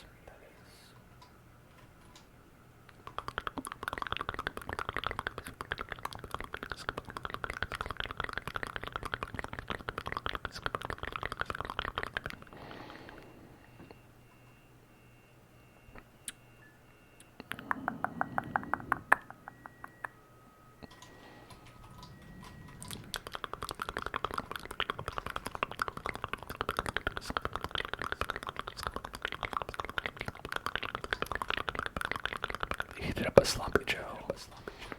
Oh, good. You gotta get that Joe sloppy.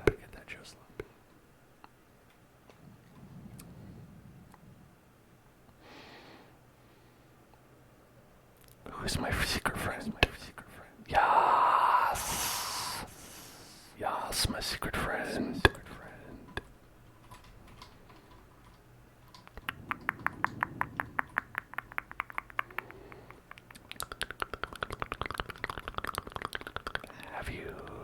Have you seen Stardew Valley before?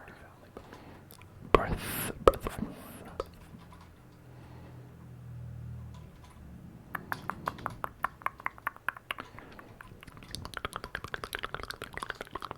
I often wonder,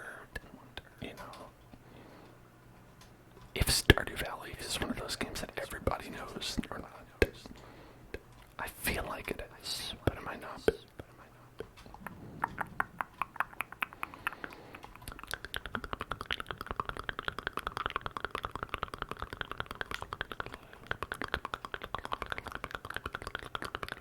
You want me to give Yas dirt? I'm gonna give Yas dirt. I'd give Clint dirt, but Yas gets a gift. Yas gets a diamond. She can use it for her college fund.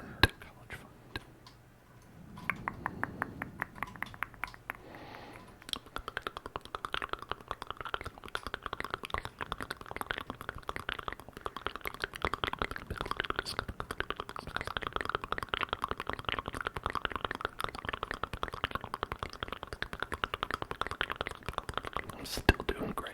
Yeah, I bet you are. It looks like old gen pixel art, but it's a new generation of pixel art. Yeah, it's a little bit more dense than, 16-bit.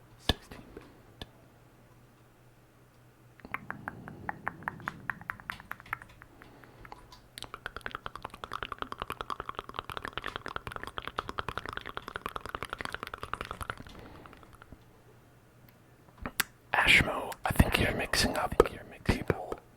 Yas is the little baby. This is little baby Yas. Are you thinking of... Alright, if you're talking about tax money, you've got to be talking about Lewis, who is not Yas. No, Lewis sent me the mail. It was signed from Lewis. You know what? I bet that's Lewis's trick, because he secretly wants everyone to get confused and give him a present. And that's how Lewis makes out like a bandit every year. I can't believe you were telling me I was confused as to why you were suggesting I should give this cute little Goyle some dirt. Rude. But you know what? That's okay, because we're gonna spin the wheel. That's right. We're gonna spin the wheel. Spin the wheel. Spin the wheel. Spin the wheel. Spin the wheel. Spin the wheel. Spin the wheel. Spin the wheel. Spin the wheel. Spin the wheel. And we're gonna tap on some wood.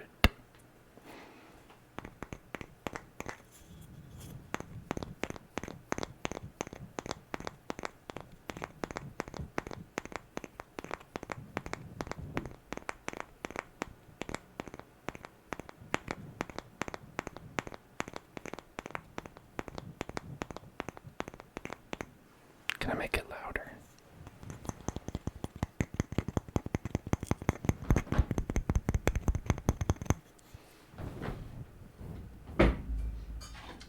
If I do two at the same time, then it'll be louder. It'll be twice as loud.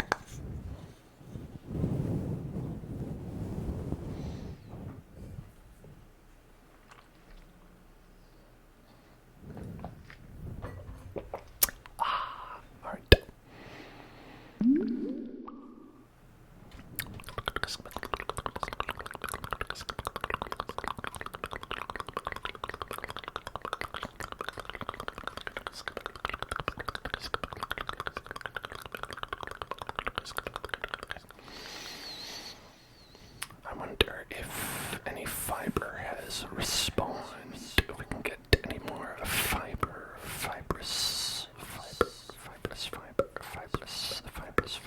from the dig site. Is my hat for game immersion? Yes. Yeah. It is not to help me from the beating, protect me from the sun beating down on my head. Because I'm inside.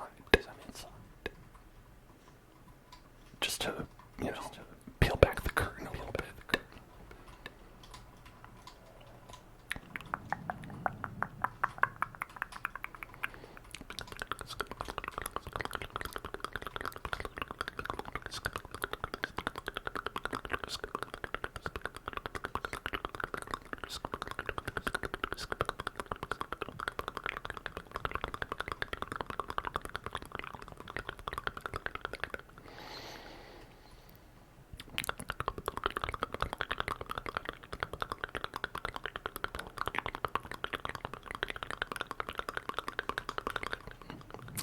We're slim on fiber offerings here.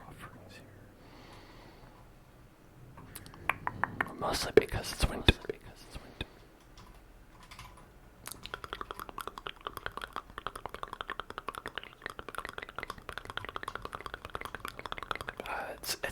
It's gonna be, it's probably gonna be easier just to advance time. When am I gonna start? Darkest Dungeon 2. So when we finish either Stardew or when we finish Lego Fortnite. Level 90 in the mines usually has fiber. Okay, we could try that. Try level 90. Only 90s kids remember. Level 90. In the farm. Dungeon. The farm dungeon. The fungeon.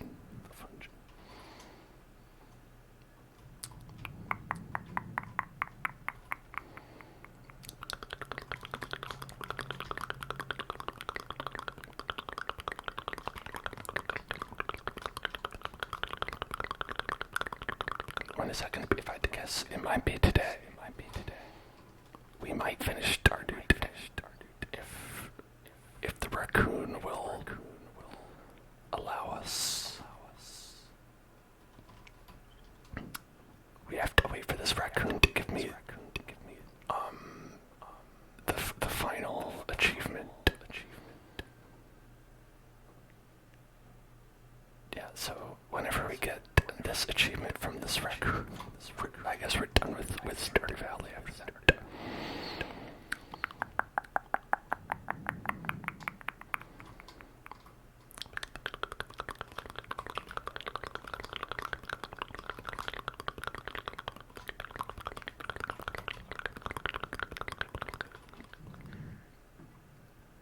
The achievement is... It's called Good Neighbors.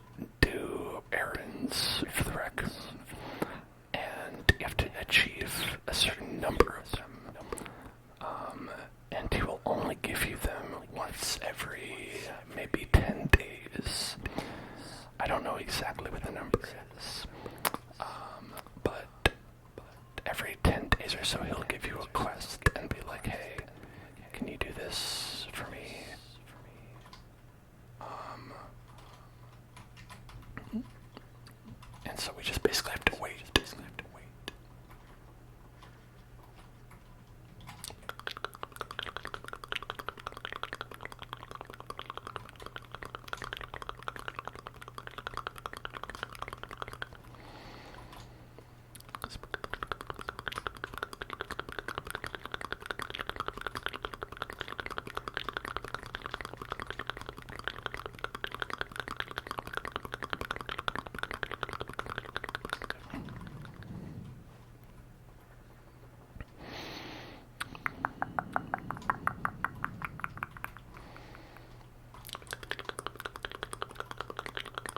Is this not the right biome that you're thinking of?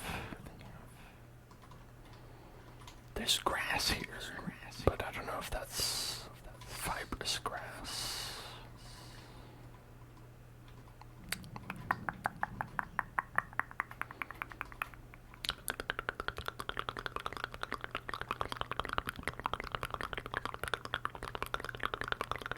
I think, no, not here. Not there. Not there. Here, is this the right one? Yeah, this has got fiber.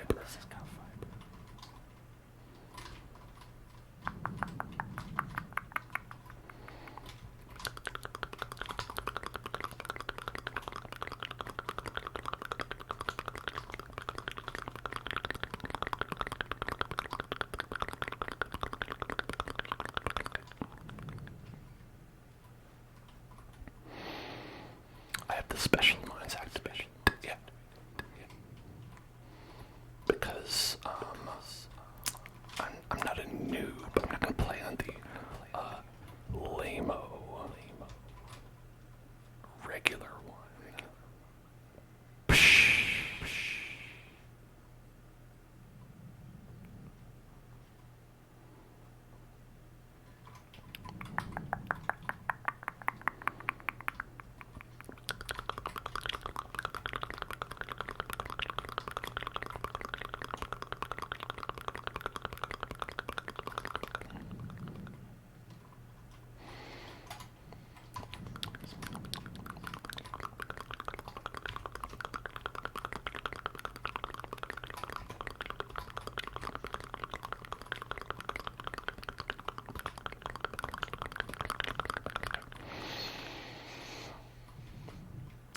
Ashmo, help me with the raccoon quest.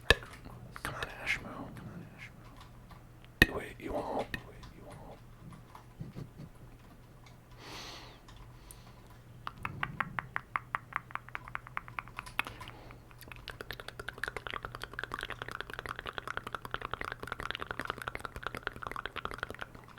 Yeah, I could sleep through the days. I mean, that's what I probably should do. I just feel bad about doing that. But listen, Ashmo told me to do it, so if you get mad about it, blame Ashmo. Ashmo said if you don't do it, I'll unsubscribe. And wow, that's pretty intense, but okay.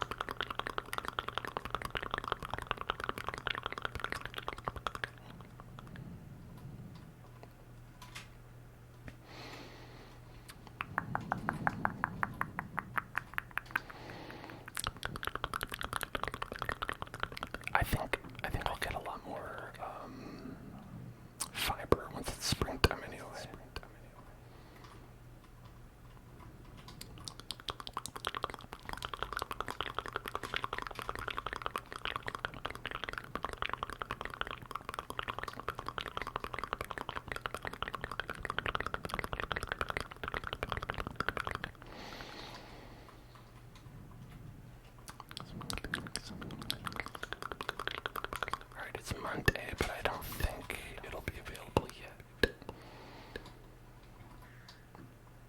Because last time it was on Tuesday, and if it is every 10 days, then obviously it wouldn't be available yet. Yeah, they're still doing great, Bobo. Bobo, they're still doing great.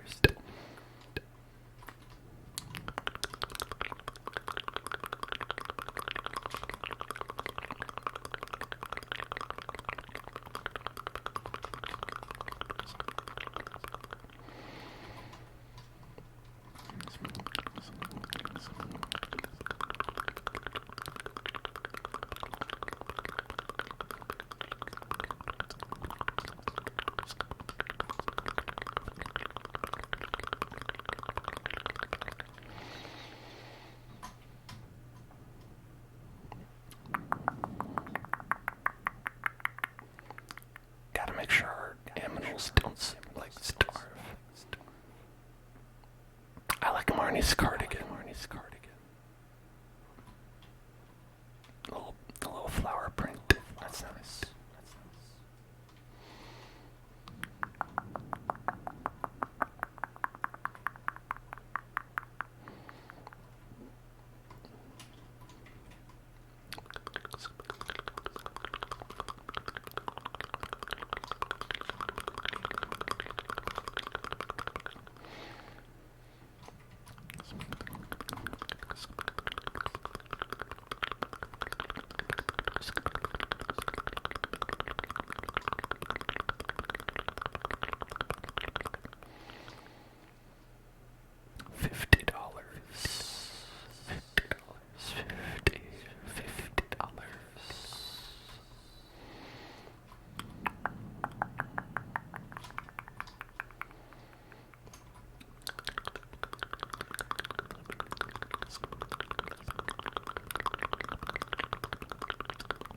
Oh, they have a new baby.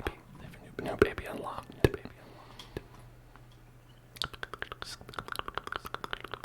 5 snails and a smoked flounder. Okay, 5 snails. I don't know if we have 5 snails.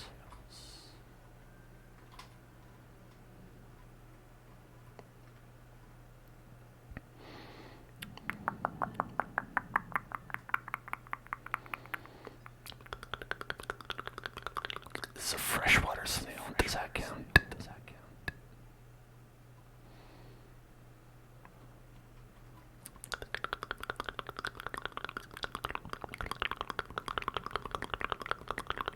We have 2 snails. Two snails.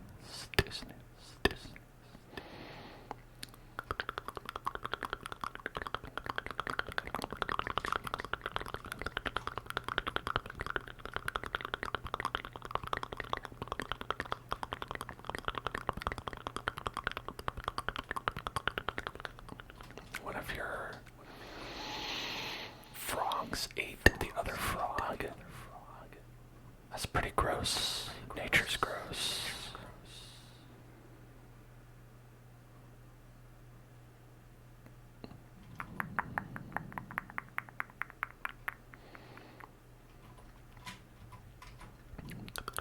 I didn't even know frogs ate frog. I mean, it seems they should probably not do. If I had to guess, I would guess they're not supposed to. It's a frog eat frog world out there.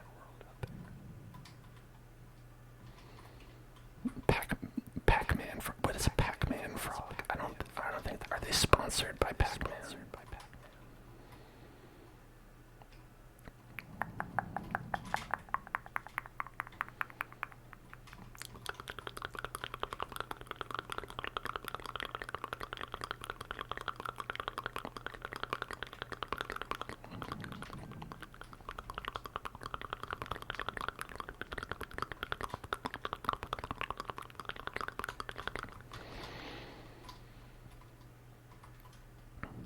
The same family as a bullfrog.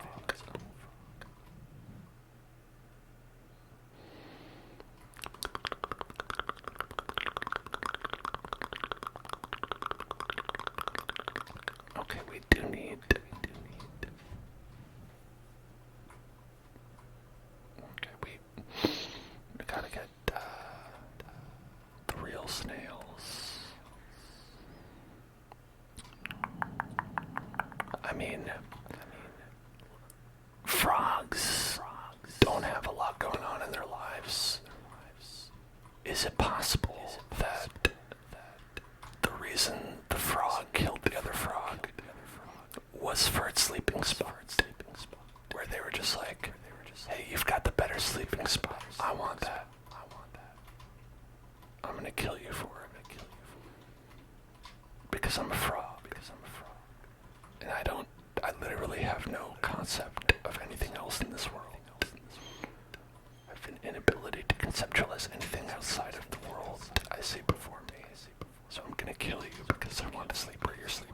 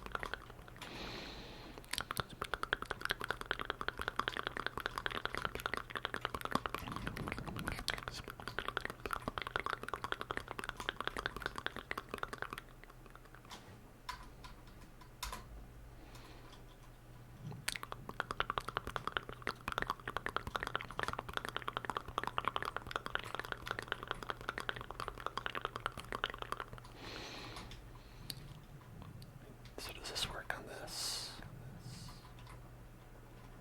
No, it doesn't. Okay, it doesn't. So for that we have to sleep. We have to sleep for that.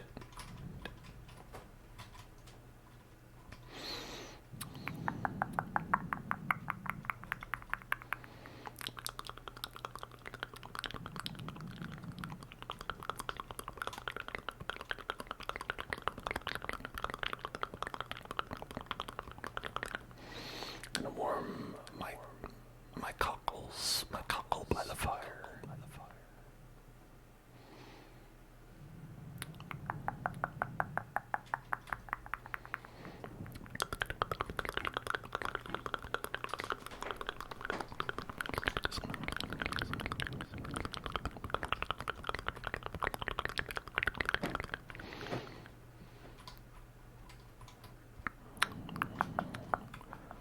Well, remember, you have to teach your frogs that eating each other is bad.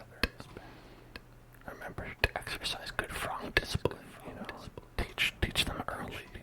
Teach them on.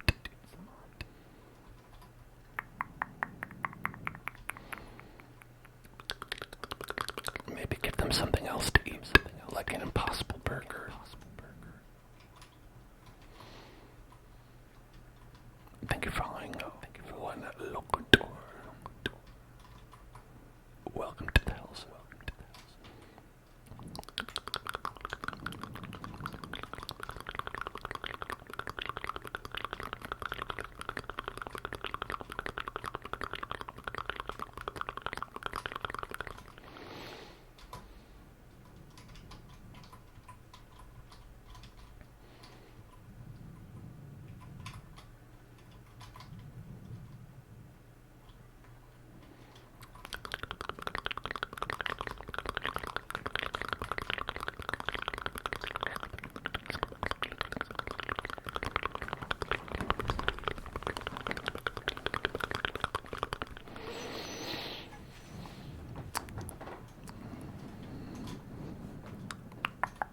What is a super worm?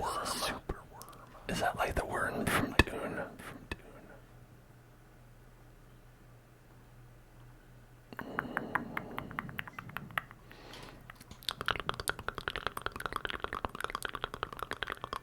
Thanks for the mystery box. Doing great, Bobo.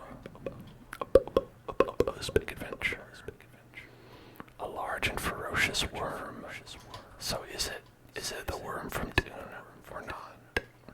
How is it different from the worm from Dune?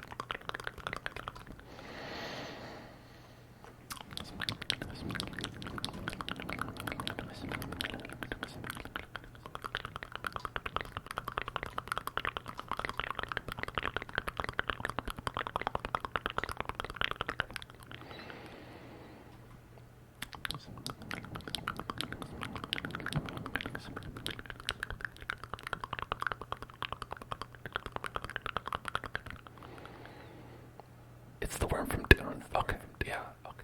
Not Doom. Not like the game where you're the Doom guy and you shoot monsters in hell. Dune, where you're the Timothy Chalamet man, and you're in the sandy world, and you're like, whoa, where's the water? That one.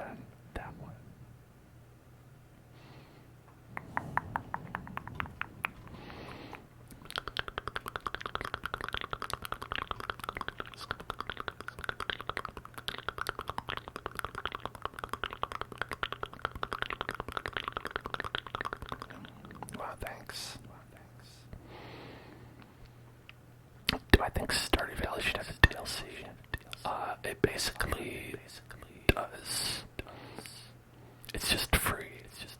Do I think that Stardew Valley should be more expensive? Probably. There's a lot of games.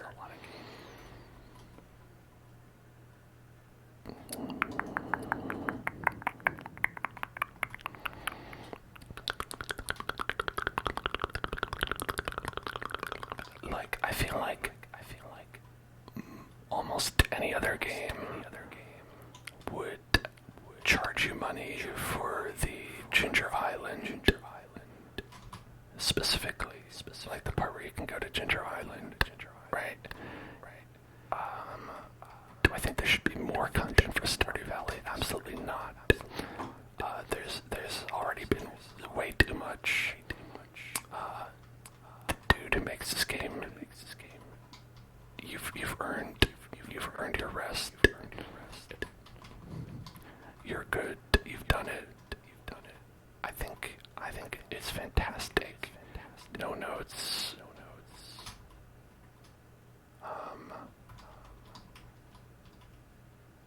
And maybe work on haunted chocolate.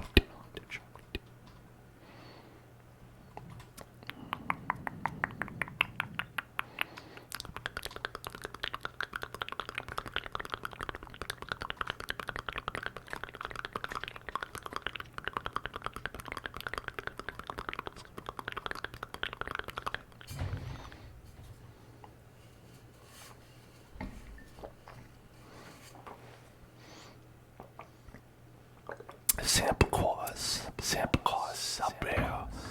Sample cause.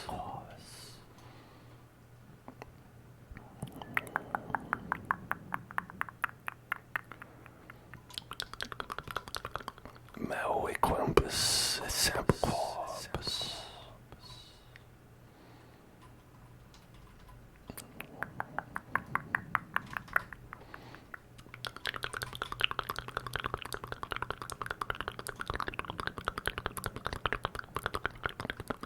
Here's your Christmas present. Some water.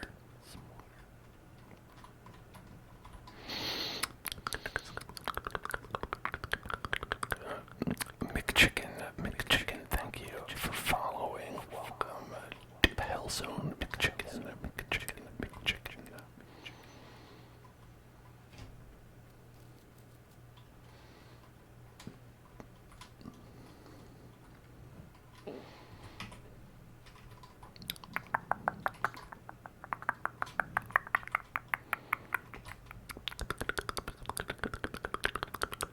You had 3 chicken sandwiches today. Wow.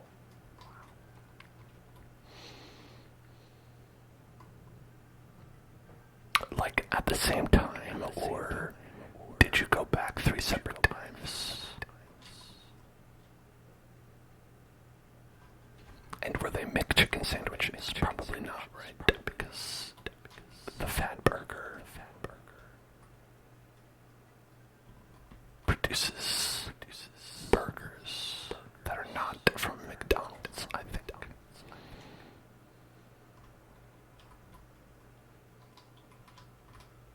Like, I don't think I've ever been to the Fat Burger here in California. I don't know if it's a chain that is outside, but they definitely have them here. And I've never gone because I think in addition to being fat burgers, I think perhaps they're also expensive burgers. They should probably call it costly burger. Maybe that's a better, more accurate name, but probably not a better selling name.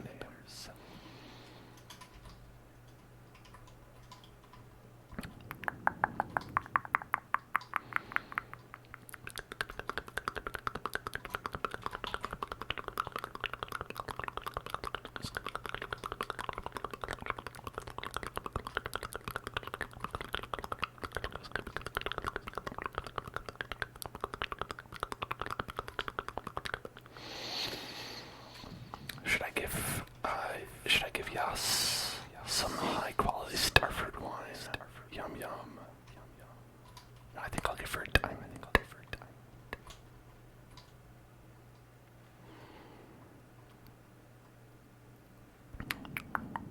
A diamando. Oh, oh, oh, oh, oh, oh, oh, oh, oh, oh, oh, oh.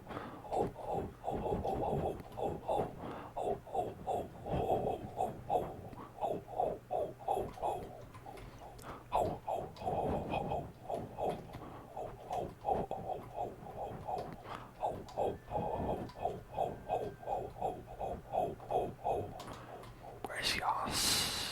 Gotta give Yas a gift. Yas, where are you, Yas? This Leo's hood looks weird.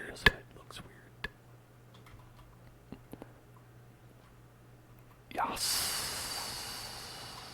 Where are Yas?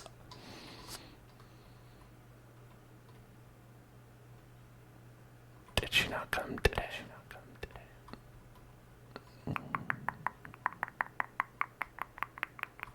Oh, there you are. Secret gift. It's diamond. That's right. It was me the whole time. A diamond. Thanks. Ugh. Another one. Let me just put it in the pile.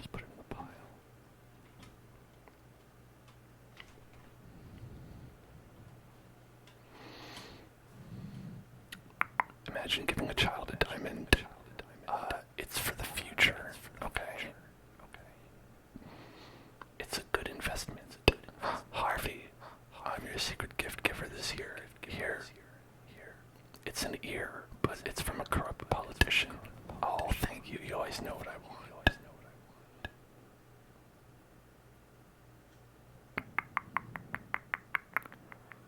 A nautilus shell. Wow. I would prefer a diamond. I think it sells for more. It's not much, but I hope you like it. You're a doctor. You can afford it. Cat smile. Ho, ho, ho, ho, ho, ho, ho, ho, ho, ho, ho. Ho, ho, ho, ho, ho, ho, ho. Ho, ho, ho, ho, ho, ho, ho, ho, ho, ho, ho, ho, ho. Well, it's the thought that counts, and the thought was worth 120 gold.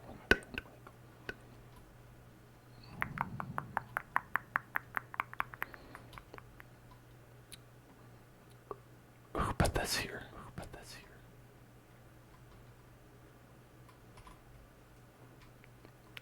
table in the middle of. Hey, Merry Christmas. Thank you so much for putting a table in the middle of my house.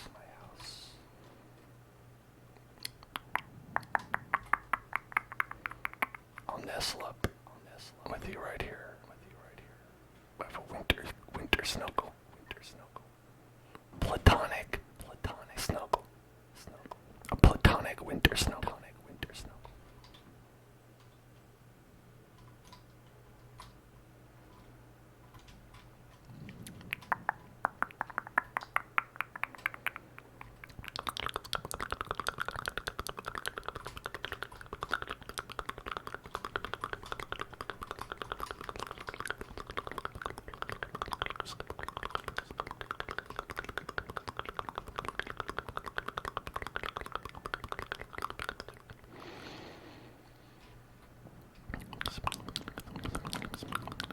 You forgot about the butt sign.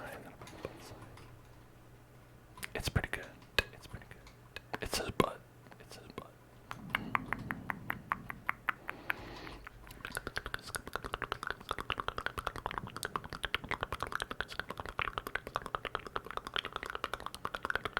I think I'll probably have to wait till Tuesday until we can do another one.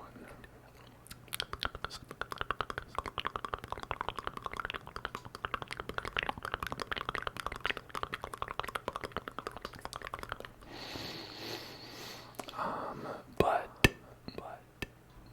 which is what the sign says. We also put up some other signs that are pretty good around town.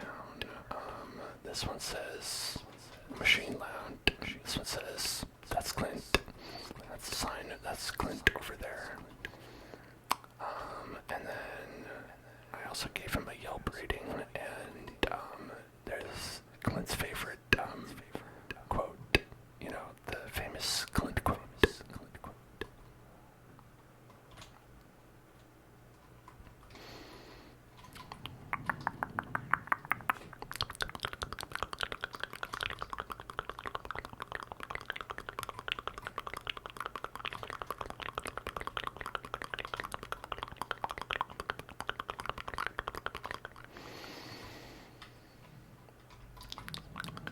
Alright, I did that already. Okay.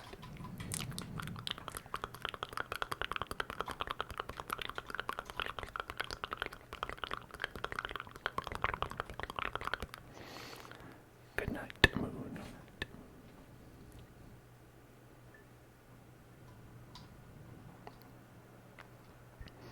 Isn't there a sign by the animals? Yes, yeah.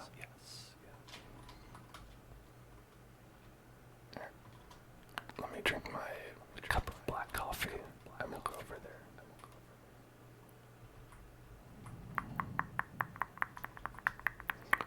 It says, I have no mental health issues.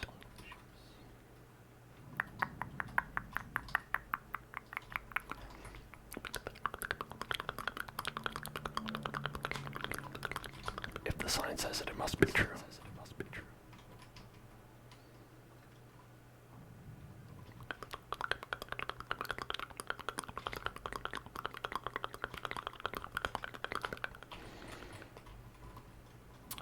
I mean, that's the thing you always put on job applications, right?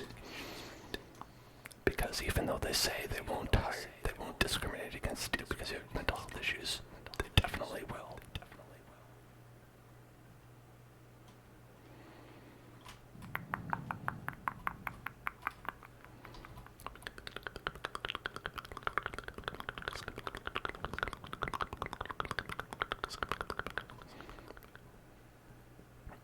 I saw her shaking her ass like that. Do you see that? When I was over here, she was shaking her ass. Look at that. Lewd. That's a lewd raccoon. I can't put this. They should put this on the mature site of Nintendo. The mature Nintendo website. In my opinion.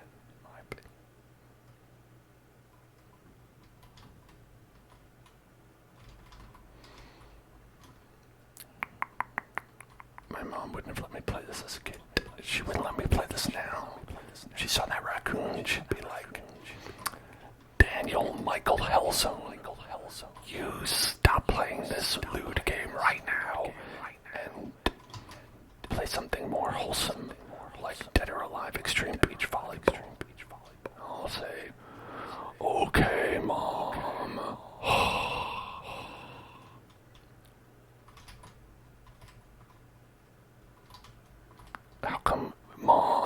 How come you keep saying my middle name is Michael when it's not? And how come you also... The echo's going off right now. Okay, I'll turn it off then. Is that better?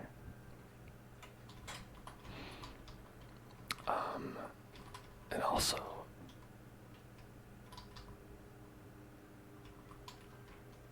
I've never played Dead or Alive Extreme Beach Volleyball. It seems quite bad.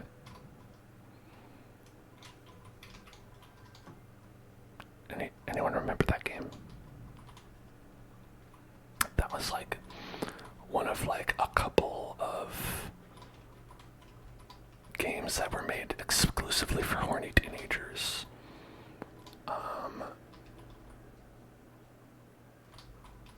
As opposed to now, when there's literally like hundreds of them. That was back when there used to only be like 3 games for horny teenagers.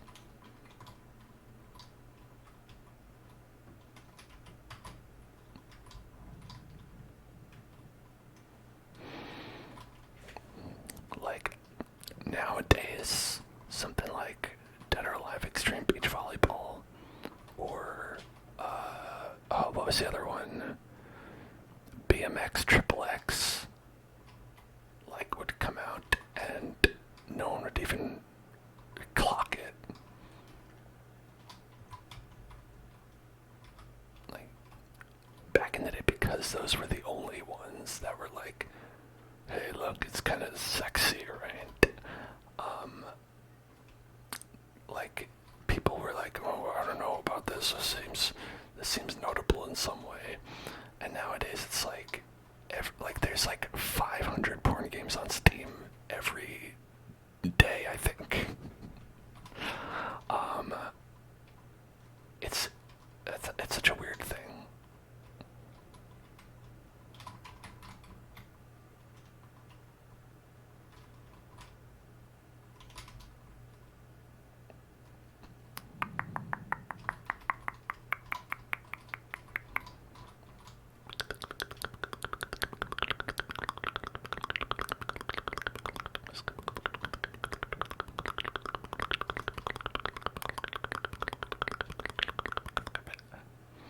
What's up, Gummy?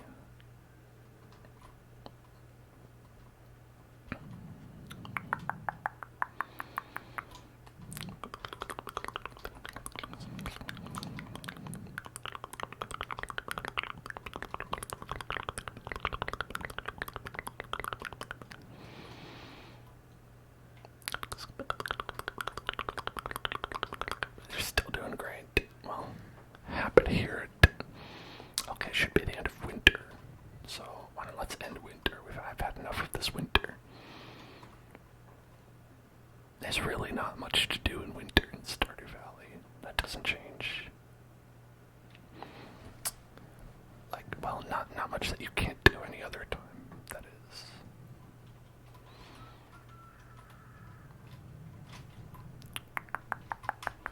Like, you can always, like, go into the caves and stuff like that.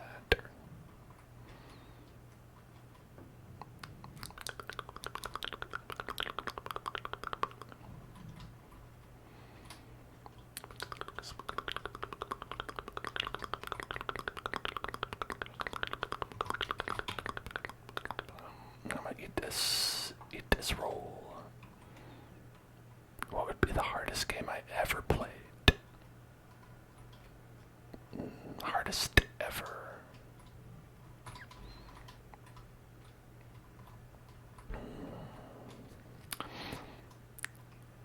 Bloodborne was pretty hard.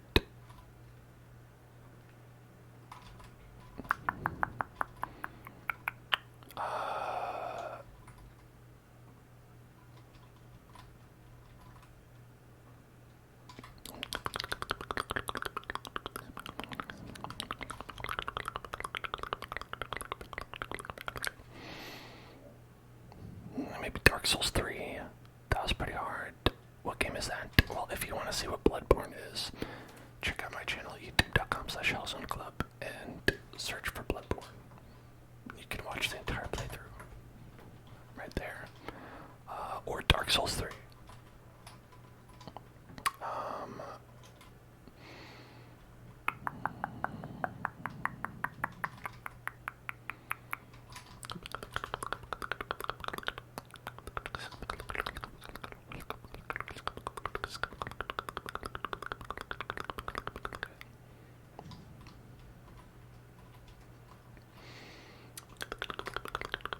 We're playing Lego Fortnite tomorrow.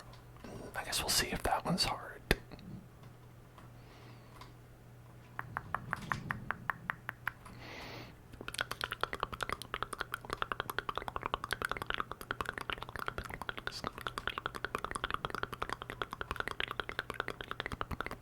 They're still doing great.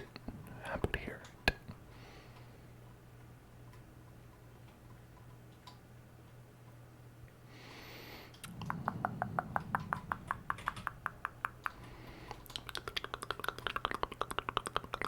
Am I gonna play Elder Ring new DLC?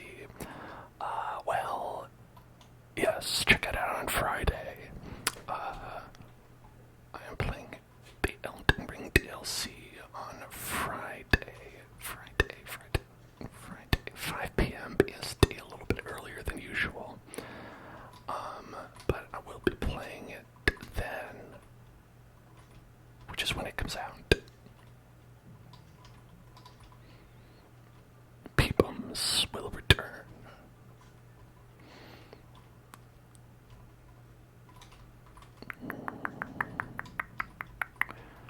You know, Elden Ring was pretty challenging as well, I'll say. I think maybe Bloodborne was harder, but I don't know. It could be recency bias. I guess we'll find out.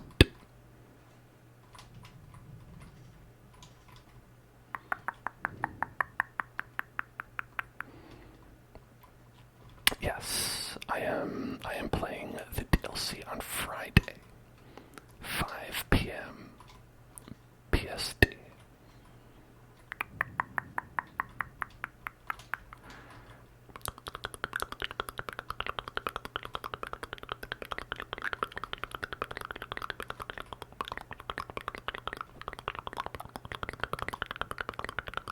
What level am I? I am whatever level I was when I stopped playing 2 years ago.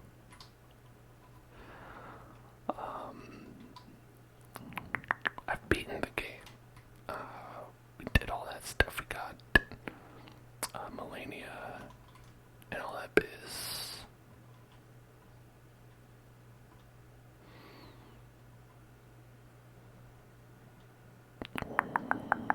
You think I'm at least 125?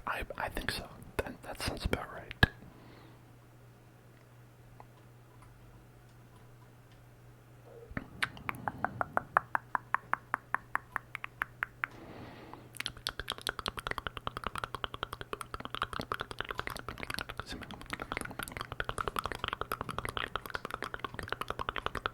You have to be at least 120 DLC for the DLC. Is that true? I'm certain I can access it because I think all you have to do is be able to beat the guy who's outside of the Eggman. Because Mikola's egg you see at a certain point in the game, and there's a boss who's right in front of that I assume you have to beat. So I think all you have to do is beat him.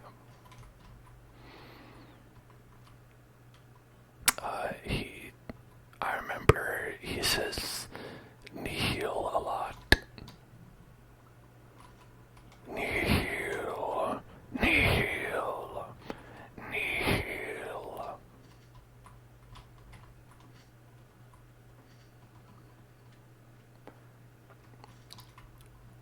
Which is like weird in a sense because he just counts down from 3.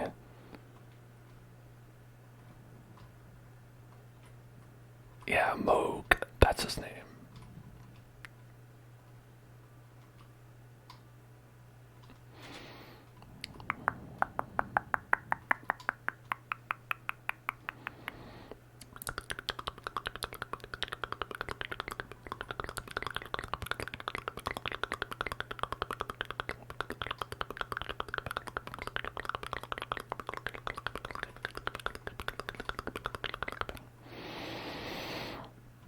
You've played it once and it took you 4 hours to find your horse. I've heard there's some people who didn't know you could get a horse in the game and missed their horse entirely, which is pretty funny.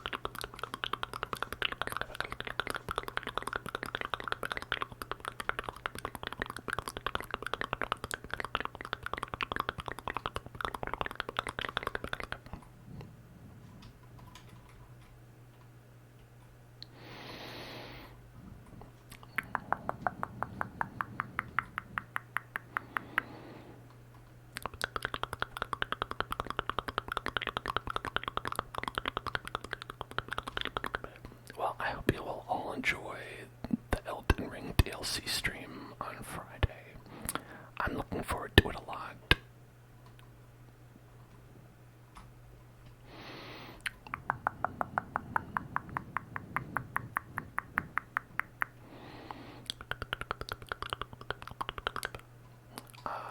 And I'll just be playing at the beginning of the DLC, so, I mean, I probably won't. I definitely won't spoil the ending because I know it's like 40 hours long. But, you know, I will probably spoil the beginning of the DLC because I'll be playing that part. But by the time I get to the end, I'm sure everyone will have beaten it. Who cares to beat it?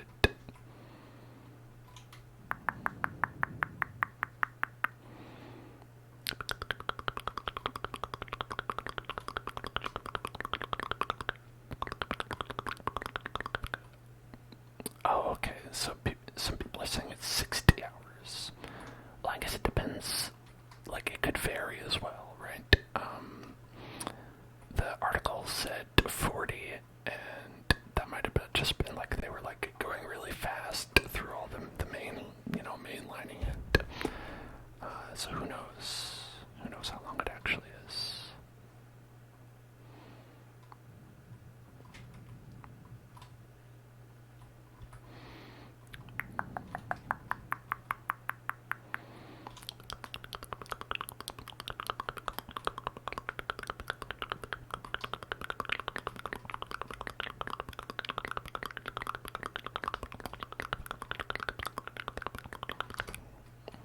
They said it's the one and only DLC that they're doing for the game, which I think is pretty cool because, they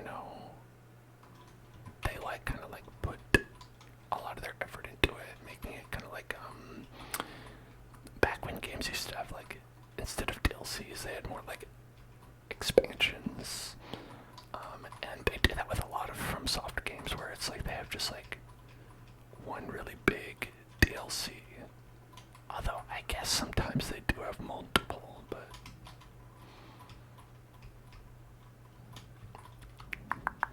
when I think about the other FromSoft games, it's the Bloodborne had the Old Hunters, and that was it. And Dark Souls 3 had the one,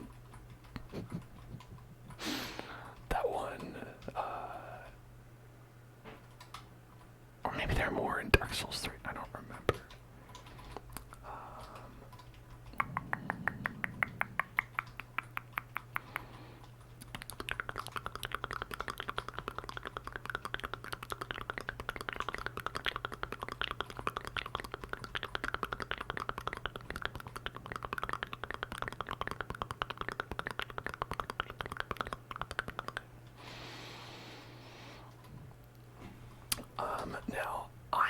I did the ending where Melania said that she's gonna come for my ass.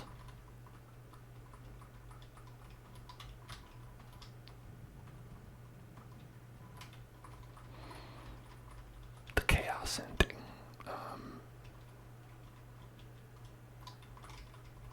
Maybe she will, maybe she won't, who knows.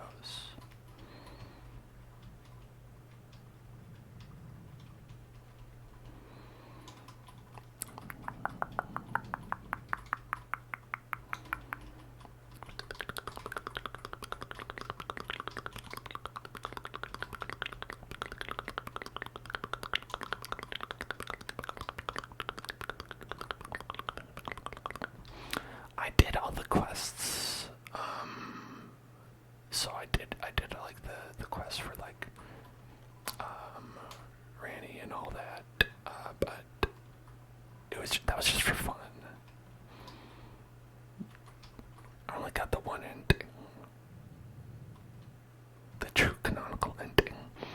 Where you're best friends with the evil hand. With Master Hand and Crazy Hand, and you take the side of Crazy Hand.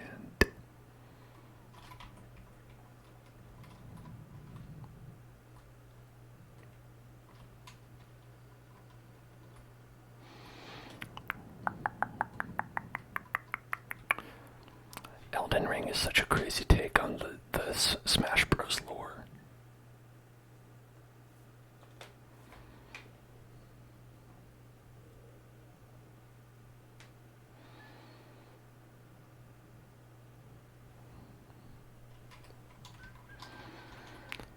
I heard that one of the bosses is a photorealistic model of George R.R. Martin that you have to battle.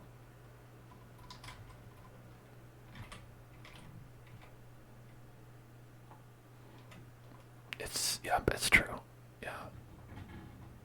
You gotta beat up George R.R. Martin, and the only way you can is by spinning the wheels. Let's spin the wheel.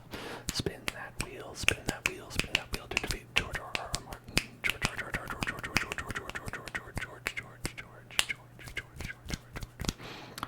And then we're gonna do some soft spoken to defeat George R.R. Martin. The only way he can be defeated is with the power of soft-spoken ASMR.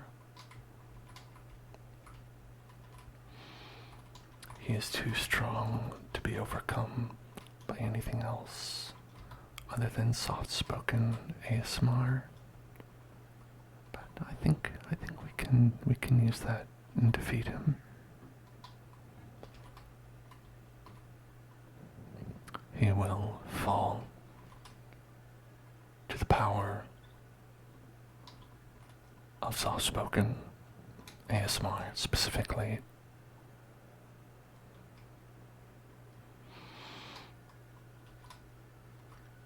Okay. I wonder how many more we have to do on these quests. Because I'll say right now, it seems a lot more about just sort of waiting for them to become available.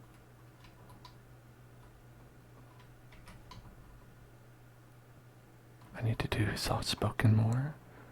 Yeah, I like it a lot.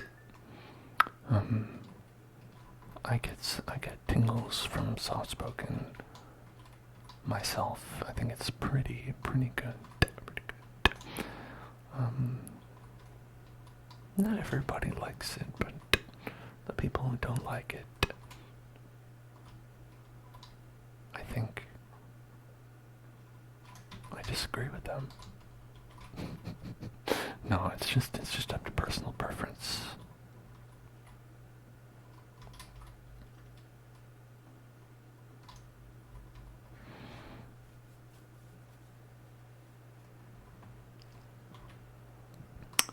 There's 5 new hairstyles.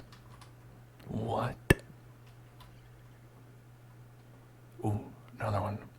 Dried mushrooms and cave carrots. shaking that ass again. You stop that.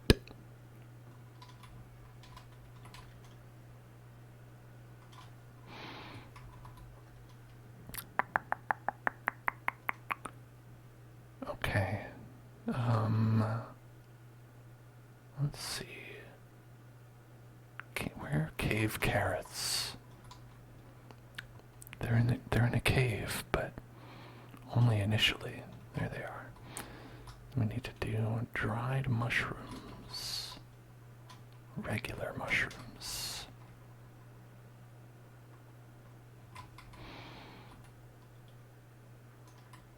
Okay, I think we can do that.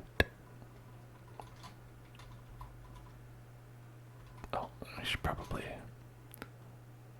pop them over here. There we go.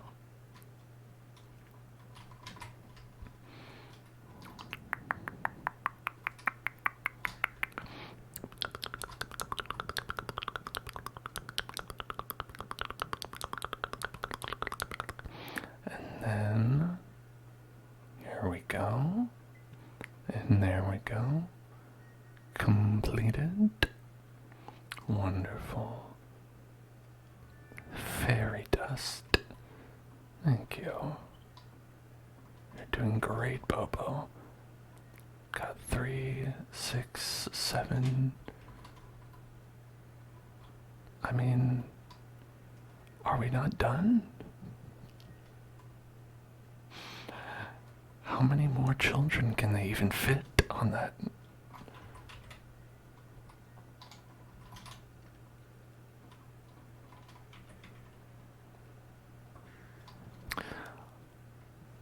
I mean, I guess we'll keep going, but at a certain point, I think they should stop having kids.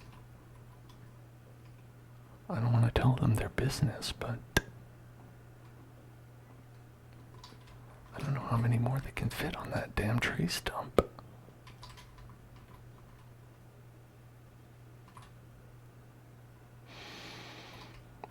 Let's sleep until tomorrow and see what happens then.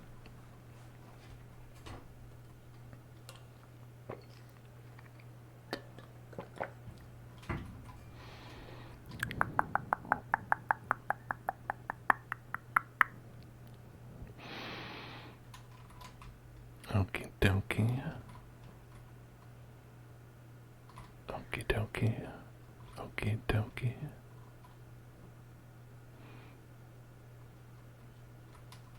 Okay, man, you've got 6 kids.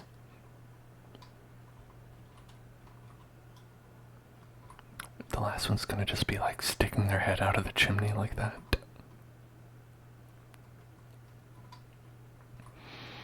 And be like, there's no more room for me. It's the only place I fit.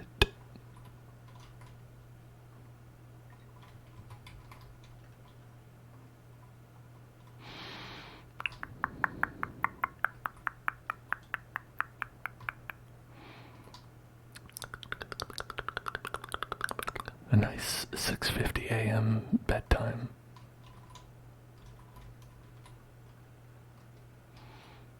Here you go.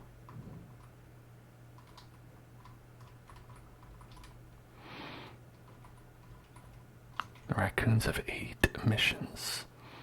I must have done at least 8 by now.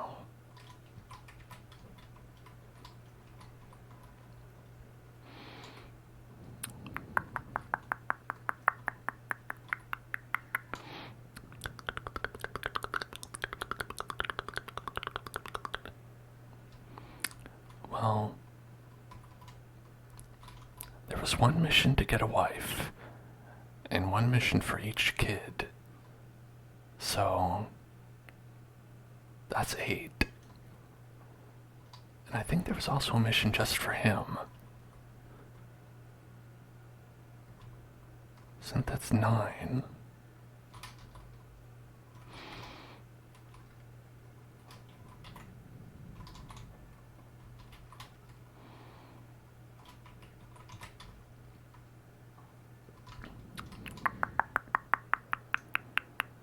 I just did 6.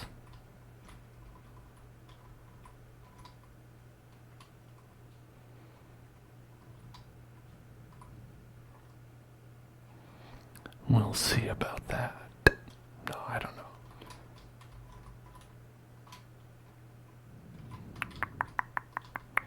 Hibernation time. I'm collecting so many prismatic shards.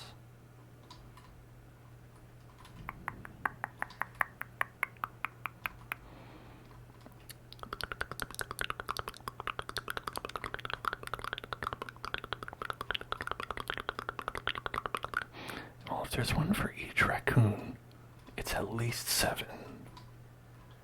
Because there's 7 guys.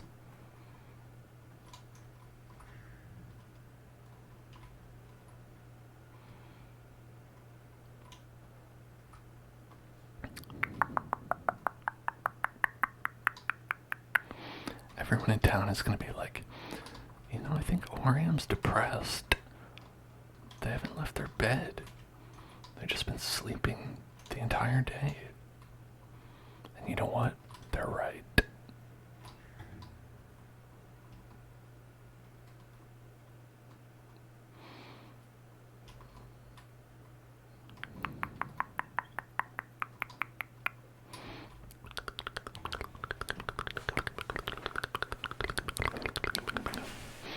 The next time you're depressed, just tell the people that you're just trying to do some quests for raccoons. They'll understand.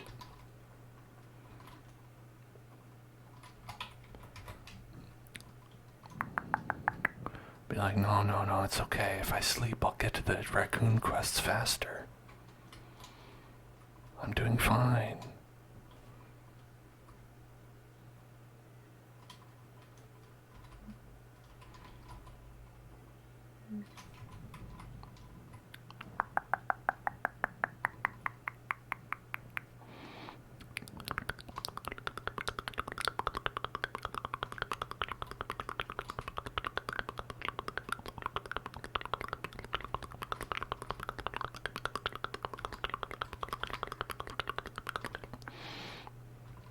Alright, it's Morndos. I think Tuesday or Wednesday should be good. It seems like it's once every 1 week. So at least in terms of that, either today or tomorrow would be the right time. Nighttime is sometimes considered the right time. And it is nighttime in the real world.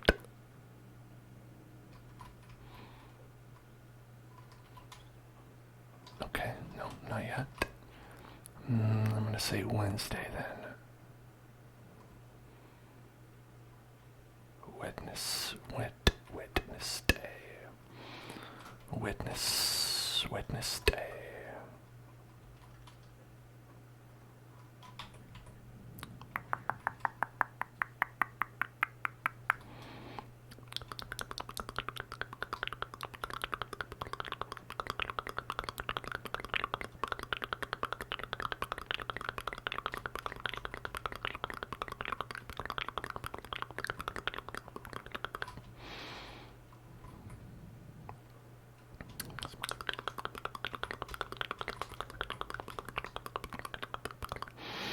Wow, thanks for the single vegetable.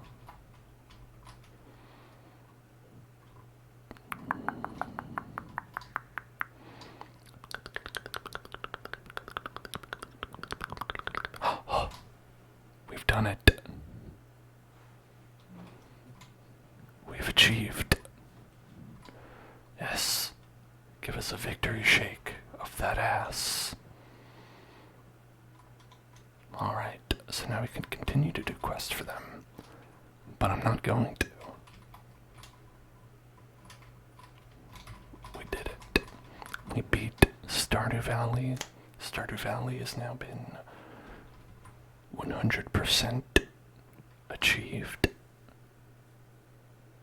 Look at that smiling achievement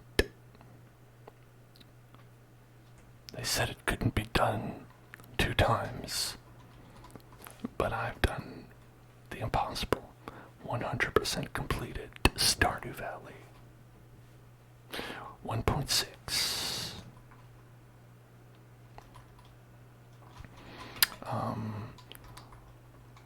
I'd like to thank my mom. Without her influence, I would have only been allowed to play Gears of War and Doom, and then I never would have been allowed to play real gamer games like Stardew Valley. So thank you, Mom. And then I'd also like to thank Barack Obama,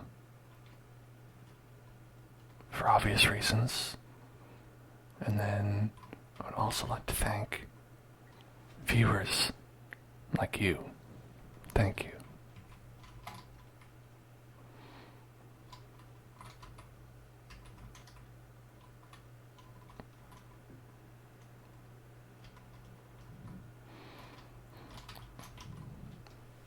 Well, now what?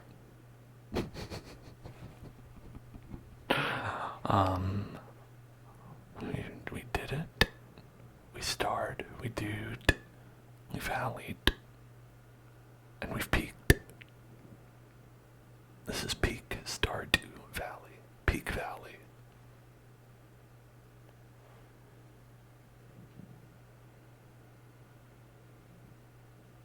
Maybe I should have waited a little bit longer. No, now it's just like a little awkward because it's like we have like an hour left in the stream. So it's like we could continue playing Stardew, or we could switch over to something else. Both totally valid.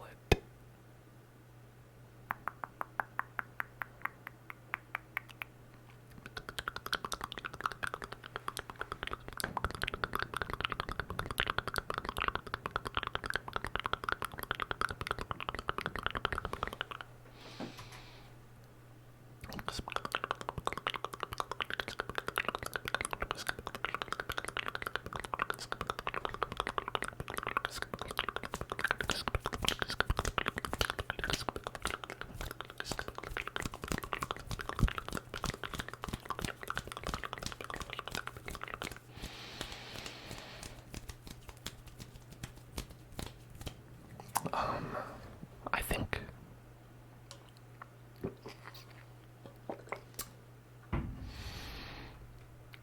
how much Stardew have we played? I want to get the exact hour count. So here we're gonna save. Go to sleep for the night. No, yeah, thank you for saving that.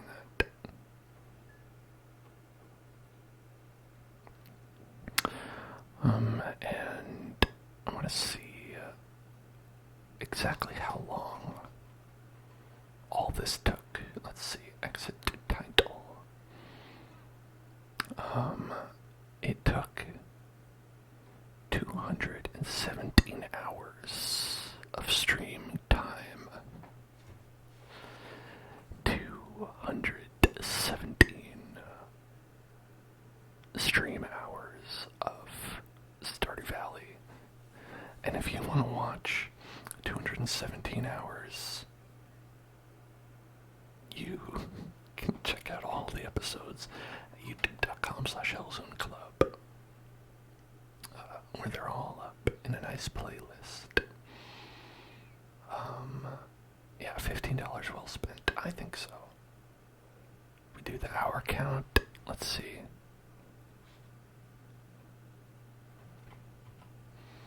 Okay, so then for just this, let's see.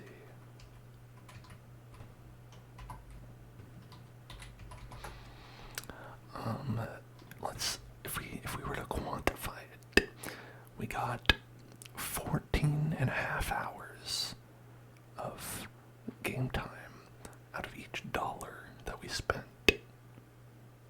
Where are you gonna get that kind of value, huh?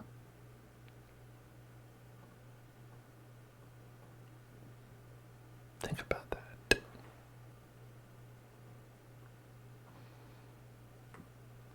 Stardew Valley. Pretty good game. And I don't know if we will come back to it, because I feel like we're pretty thorough. But in the event of a 1.7 update, maybe, who knows? If, let's see, pre-purchase Shadow of the Erd Tree DLC, maybe. Oh. Okay, hold on. Let's go to this screen.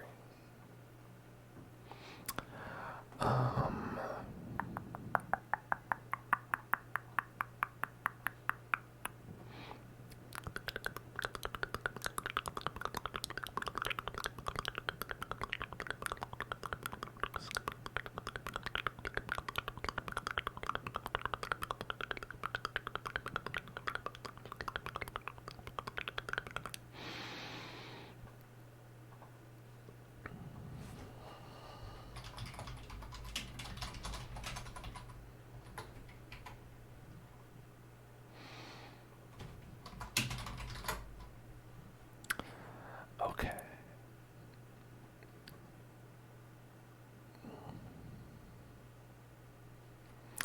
Here's where we're gonna go.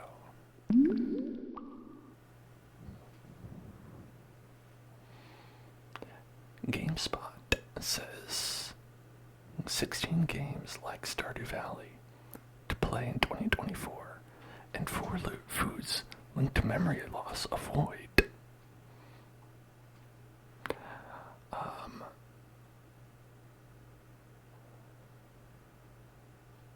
Let's see. Animal Crossing New Horizons. That's one that I've played. Have you played it? Zombie says Sunhaven. Blue Oak Bridge. You know, I haven't heard of that one. Blue Oak Bridge. B-O-B. I'm gonna go ahead. I'm gonna just add these.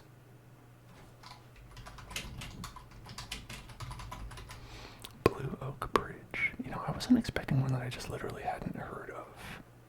But that's what the article's for.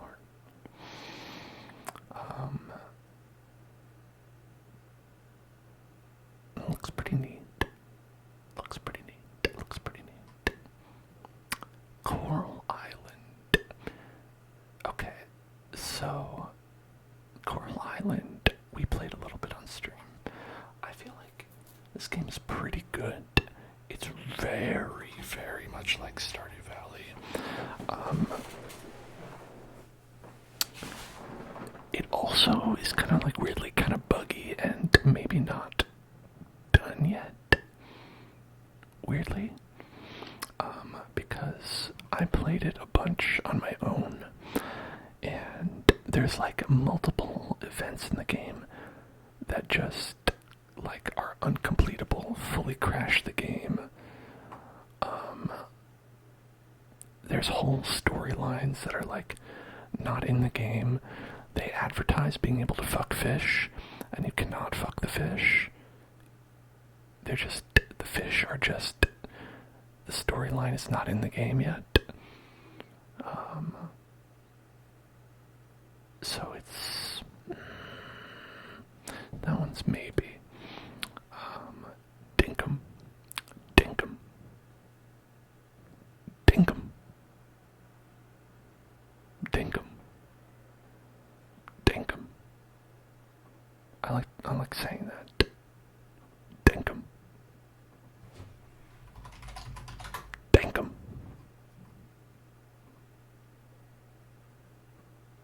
Dinkum. If you can't beat 'em, dink 'em. That's what I always say. Well, that's nice. That's nice. That's nice. The Australian Outback. Oh, it's in Australia.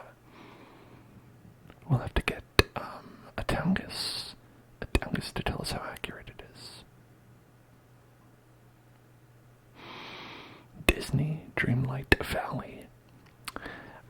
this one is like is free to play, right? It's like a free to play thing, is it?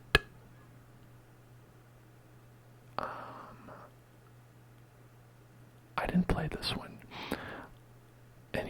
Any Disney adults in the chat who played this one? It's not free to play. Maybe it just has microtransactions. I think this one is on Game Pass. Yeah, it's on Game Pass. Okay.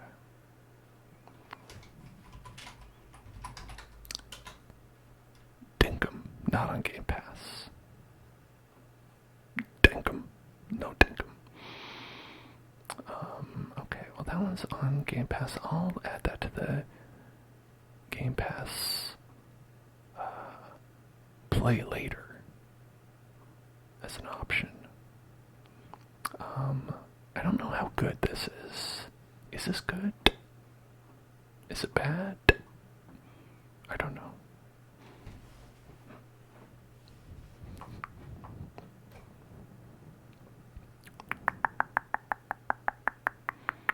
What?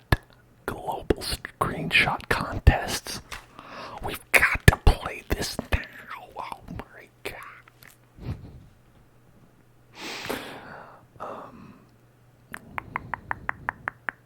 Fae Farm. This was in a Nintendo Direct. I think they had their like Cozy Direct or Farmer Direct or whatever, and I think this was one that was in there. Fae Farm. Let's check. Fae Farm. Not on Game Pass. Is on Steam. Let's see.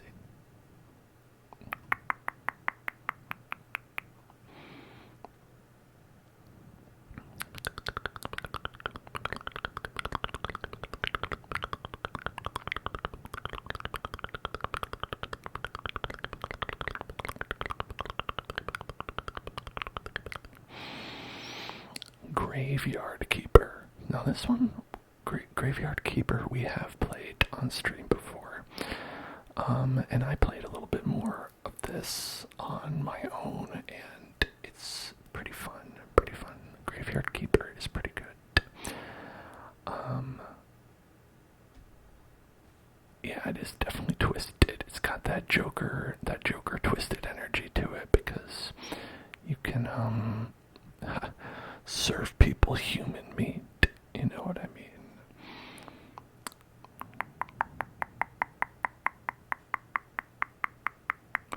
Moonstone Island. Moonstone. Can you make your Clefairy evolve? Moonstone. Actually, a blend of Pokemon. Oh, okay. Maybe you can make your Clefairy evolve.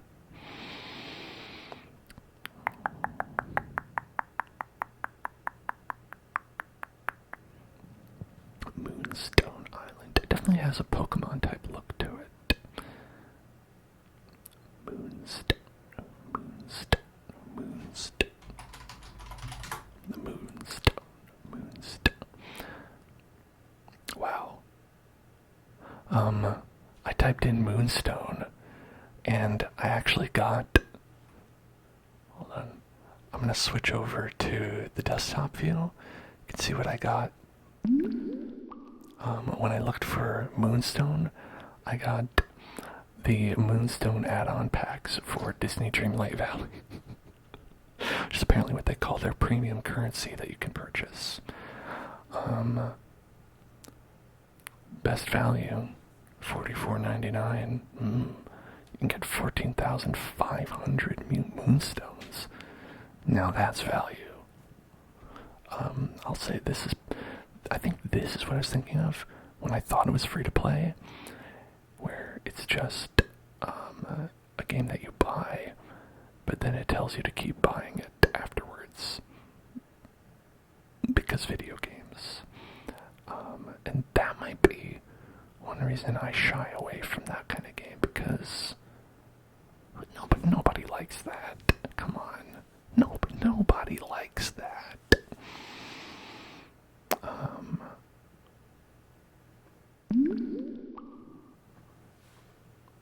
But Moonstone Island is free from that.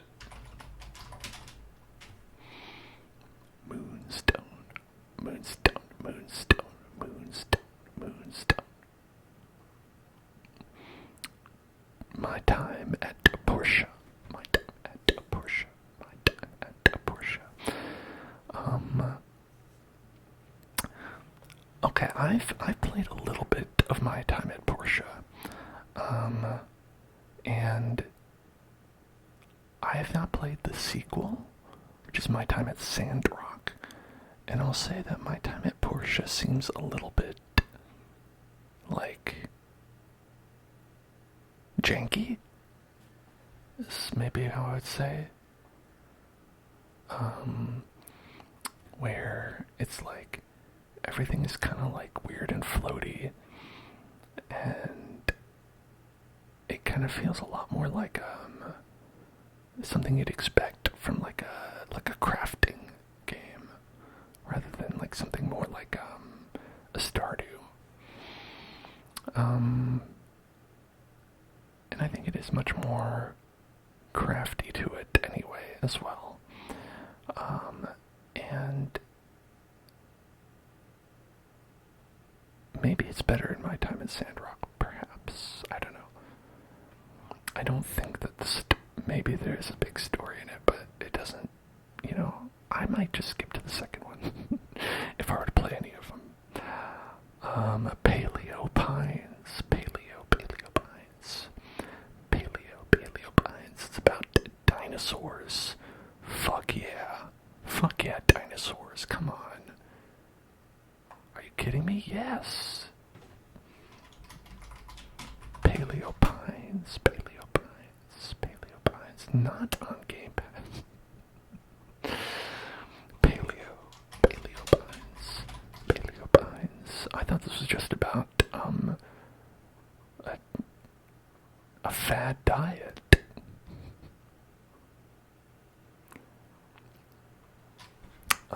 Let's see, it's about dinosaurs. Collect cute dinosaurs, and you can farm land and decorate. Can you fuck the dinosaurs? Is this Ark for babies? You know what? I'm reading this, it sounds like Ark, but for babies. Which is what I need from Ark. What I need from Ark is for it to be designed for babies, because the way it's currently designed is too much for me. Paleo.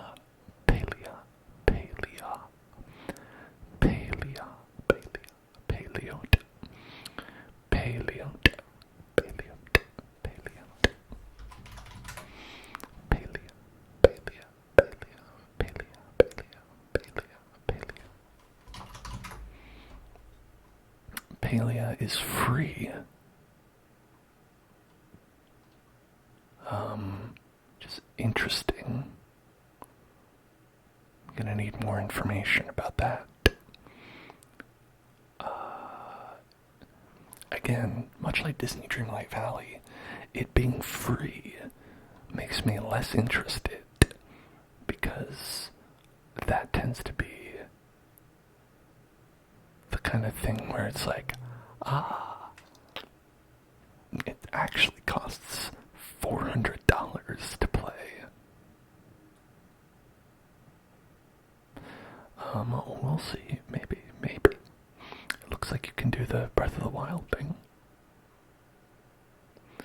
Rune Factory 5. This is where you get your hacker glasses and you put them on and you're like, let's go.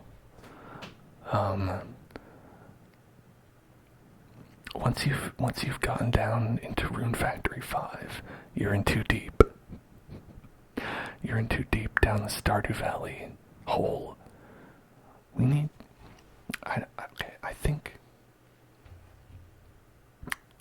it was Link Pearls who was saying that they played every Stardew Valley like game, we need to know if they've played Rune Factory 5.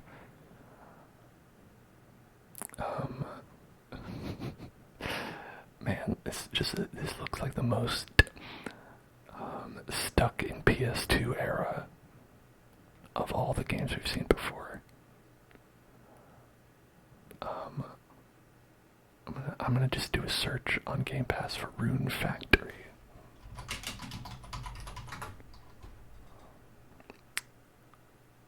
No. How about Steam Rune Factory? Okay, we've got Rune Factory 5, Rune Factory 4, and 3. Okay, I'll just add 5 to the list. I'll be honest though, I've played a game or two like this in my time. I'm not above it. Slime Rancher. I played this actually, and this one's fun. I think maybe Slime Rancher 2 would be the one that I would play, because Slime Rancher 1 is pretty interesting, but it's like a little bit, maybe slight is how I would describe it.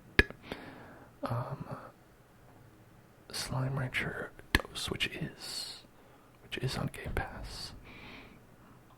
Spiritfarer. This one people have recommended. I have not played Spiritfarer. I do have Spiritfarer. Because it's on Game Pass. And I think I've heard a lot of good things about it. I think this is more of a story type game. But like, hey, I like those. Those are good. Seems great. Spirit Farter is what I would say if it was not good, but I won't. Story of Seasons, Pioneers of Olive Town. Okay, here's the spiel. I'll just get this out of the way. And you can see it right here as well. Stardew Valley, it was originally inspired by Harvest Moon, which was a series that started on the Nintendo, went to the Super Nintendo, and so on and so forth, and it still goes on to this day. But the actual Harvest Moon games are made by a different studio now, and the original studio that made the Harvest Moon games now makes the game series Story of Seasons. And so the original Harvest Moon games are now Story of Seasons, and the games that come out that are Harvest Moon are bad, is what I've heard. I haven't played them. So this is the successor to the original, and this is one of them. Let's see. Story of Seasons, it's called. Story of Seasons. Friends of Mineral Town. Leaving. It's leaving Game Pass. It's leaving Game Pass soon. Well, that just won't do.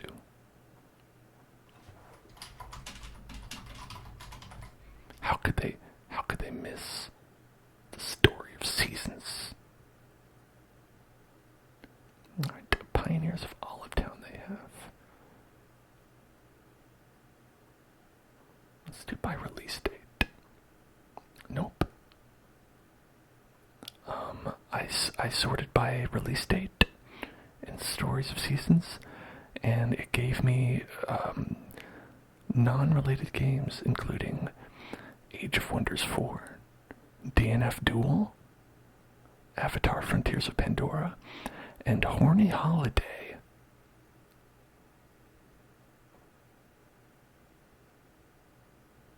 Okay, so we have Story of Seasons, A Wonderful Life, which looks like it's the most recent. of season game. Is that true? I don't know. I'll just put that one on the list. They said Pioneers of Olive Town, Pioneers of Olive Garden, and Friends of Mineral Town. I don't know. But I'll put them all on. I don't care. There's also Doraemon's Story of Seasons. Oh, fucking Doraemon. Hell yeah. Sunhaven. That looks pretty cool. I like that guy. Sunhaven.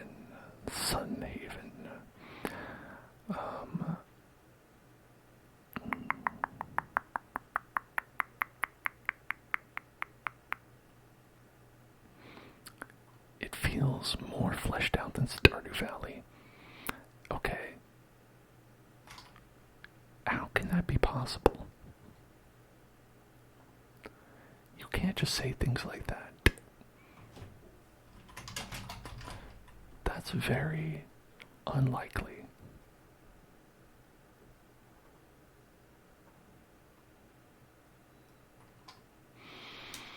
It's not that I have doubts, it's just that Stardew Valley has a lot of stuff in it. Few comments. Nice post. Thanks. Okay. Let's look at these ones too. Why not? 10 games to play if you love Stardew Valley. Horny Housekeeper. No. Core Keeper.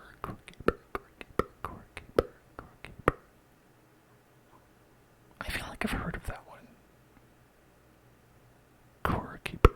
I don't know that one. Thank you, Hardcore Gamer. Core Keeper.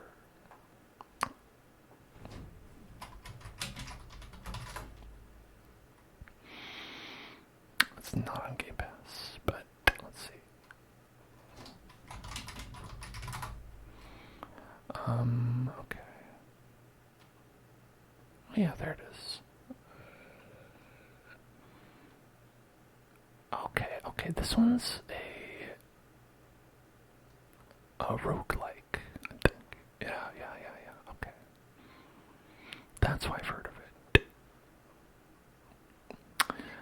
Coral Island. Yeah, that's what I said. That's what I say.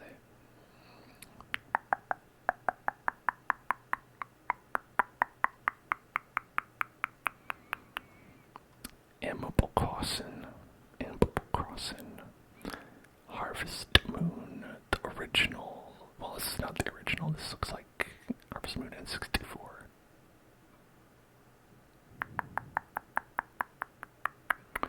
Forager,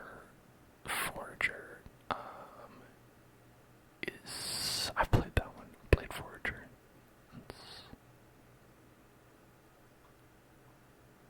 Potion Permit. That looks cool. That's cool looking. Potion Permit. Potion Permit. Okay, let's add that one. And Spirit Farter. Spirit Farter. Roots of Pacia. A nice Italian game. Pacia. Formaggio.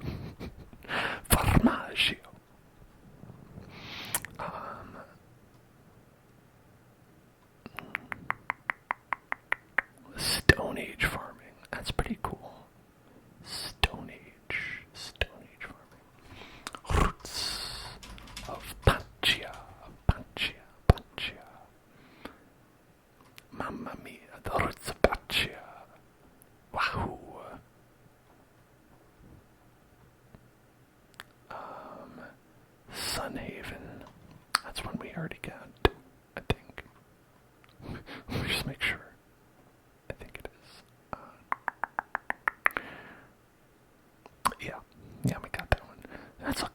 lion, though. Look at that guy. Man, look at that fucking guy. He's awesome. It's just a big lion chimera. Damn. And then Moonstone Island. Yeah, we saw that one. Okay, and then 10 games like Stardew Valley. Let's check this one. Games Radar.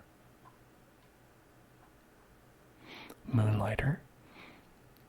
Actually, I've been playing a little bit Moonlighter. On my, Switch recently. It's okay.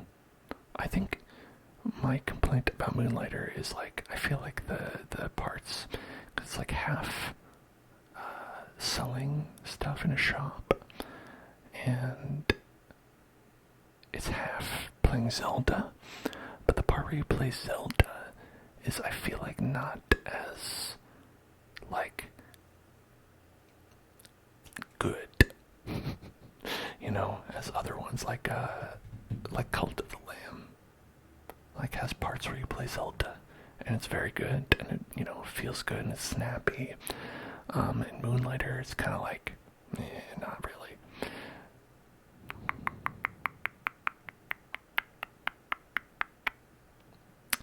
Sunhaven. Okay, a lot of people are recommending Sunhaven. Hako Life. Hako Life. Hako Life. Hako Life.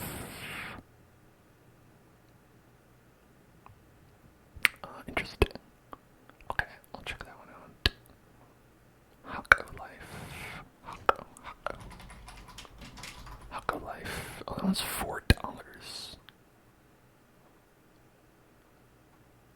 Mixed, people say. Okay, well, I'll have to check out those reviews before we... I mean, it's $4, but maybe it feels like it. Garden Story. That's cute. I like the view of that. I like the view of that. The English version of what I meant to say was, I like the way that looks. I like the view of that.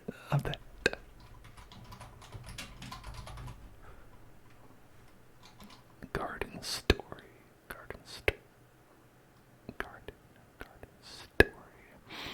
My time at Portia.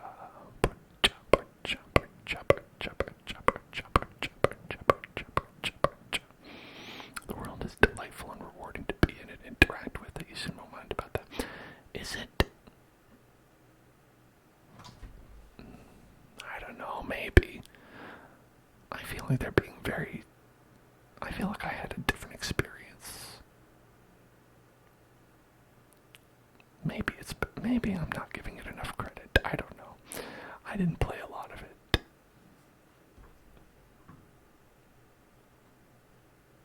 Yonder, the Cloud Catcher Chronicles. Nintendo took all the enemies out of Legend of Zelda Breath of the Wild. Well, they said a couple words there that I liked. But I do like the enemies, though.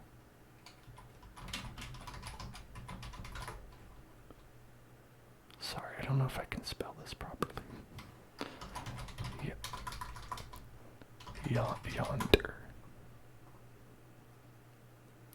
Yonder, the Cloud Catcher Chronicles.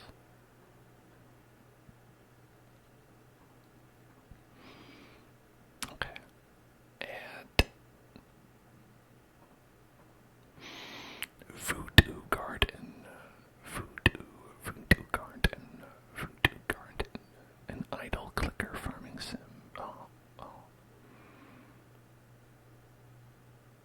A glorious little clicker, the kind of thing you can play whilst watching Netflix. And chilling. That seems like a different kind of genre then. Story of Seasons, Pioneers of Olive Down. Slime Ranger.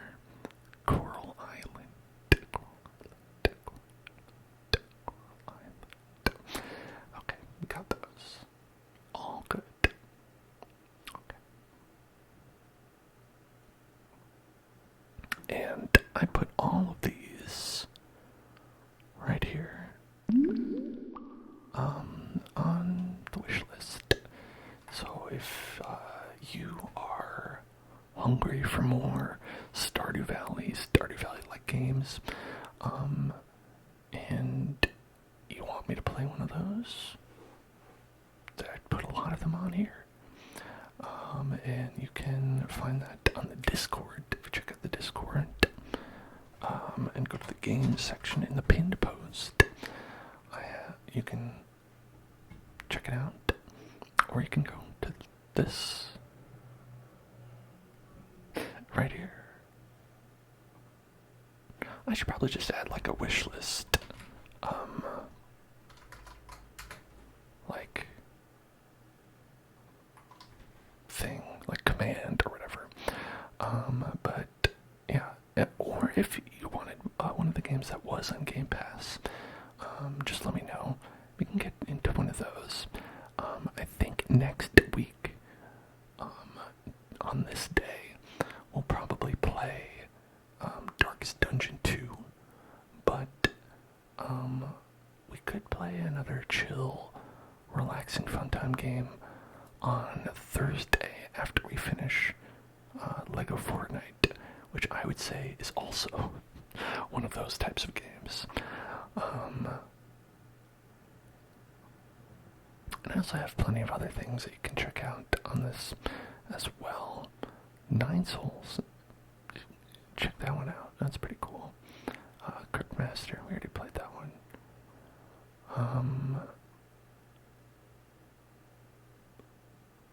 Man, or is that? Have any of you seen that one? Have any of you seen RZ?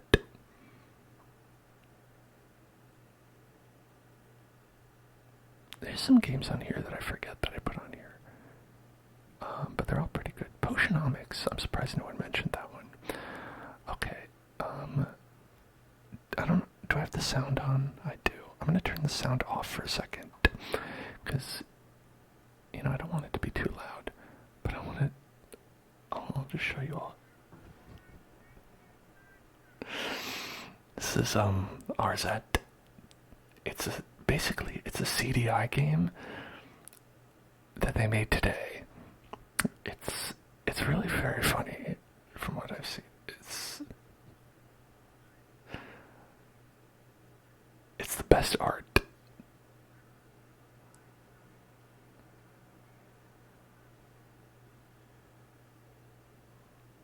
Speaking of the Wand of Gamelon, this is like a game inspired entirely by the Wand of Gamelon.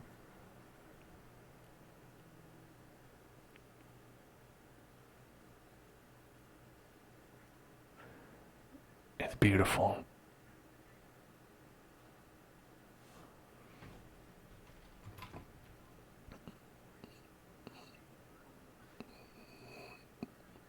Yeah, but if looking at that makes you smile, that's one to check out.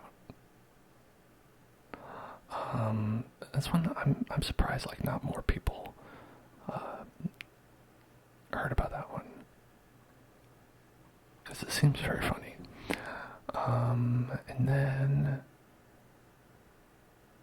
I don't know, I would say another type of game that fits this vibe of Stardew Valley, at least from a viewing perspective, is some of these survival games where they're not necessarily as chill, but if you're just like watching them, like even something like Sons of the Forest, as long as you ignore the monsters with 17 legs and scary babies and let's see, disemboweled bodies and stuff like that, it's pretty relaxing. Same with like Subnautica, it's like sometimes there's monsters that are gigantic and try to eat you, but like, is that so bad? Is that really so bad? Mineko's Night Market is one that I thought would be really good, but because it looks really amazing, but like, I actually hadn't heard about too much, like, after it came out. This was one that I feel like was in development for a really long time. But I think maybe, I don't know what kind of game it is. I think it maybe like has like a lot of mini games in it. Still waiting for Buy Me Some Soup. One day they'll release Buy Me Some Soup. House Flipper is one that I feel like would be pretty chill. The Long Dark. That one's like survival in the like cold north, maybe Canada, maybe somewhere like that. Another relaxing game is Sekiro Shadows Die Twice. Yes, yeah.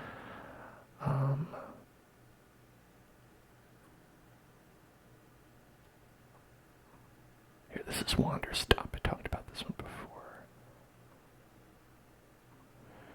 This one was at the Summer Games Fest, where this looks like it's one of these games.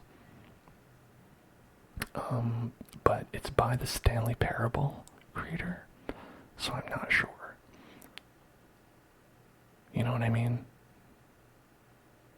Like, you can't trust him.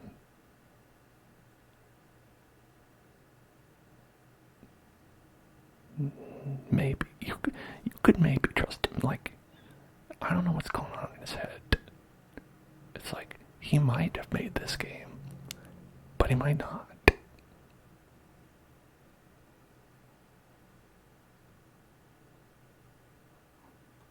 I don't know. It could go either way.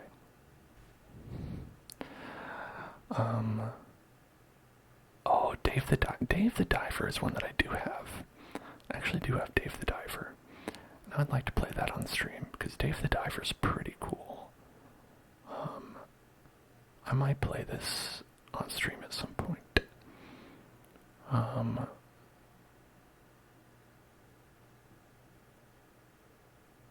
This is all stuff I don't even know is in Dave the Diver. It's a pretty chill game where this is mainly what you do is catch fish, but apparently there's all this other stuff as well.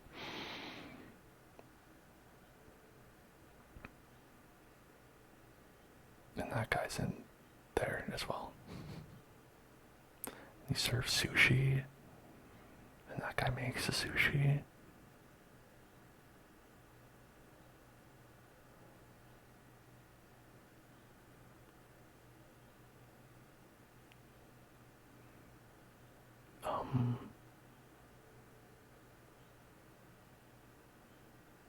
And there's sharks that you kill.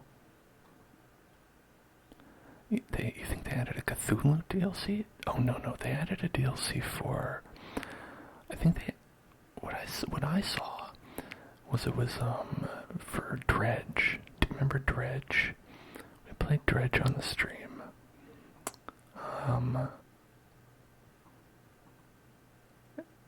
And they added like a Dredge DLC. Yeah. And Dredge is like kind of like Eldritch Cthulhu stuff. I think they also added Godzilla. Yeah. They added Godzilla DLC. Which is weird. Yes, I will have that. No, okay, well I won't play it right now. Anyway. But yeah, so that's all fun stuff. I hope that gives you some fun ideas yourself. If you are looking for other Stardew Valley type games, I hope that gives you ideas for things that you'd like to see on the stream. Mostly the first thing, you know, I was like, people always like want to know, hey, what's something else you could play that's like Stardew Valley? Now you know. And I think I will catch all of you tomorrow, where we're going to play another game that's like Stardew Valley, sort of Lego Fortnite. It's more like Minecraft. Hey, Minecraft, there's a game that's like Stardew Valley. fight stuff. Tell me how I'm wrong. Check out that YouTube at youtube.com/hellzoneclub, which you can find right here. It's a great place to watch videos that I make. Check out the Discord, which I mentioned earlier. You can find the wish list if you want to get one of these games for the stream. Don't feel obligated. And I've also got Twitter. Just Twitter. Okay. Thanks for watching. Thanks for playing Stardew Valley with me. I hope you found these streams to be relaxing. I know I do. Have a great night, and from me, Stardew Dan, I'll see y'all on the prairie. That's it for me. I'm heading out to greater pastures, and I'll see you in hell, partner. Good night, and good hell.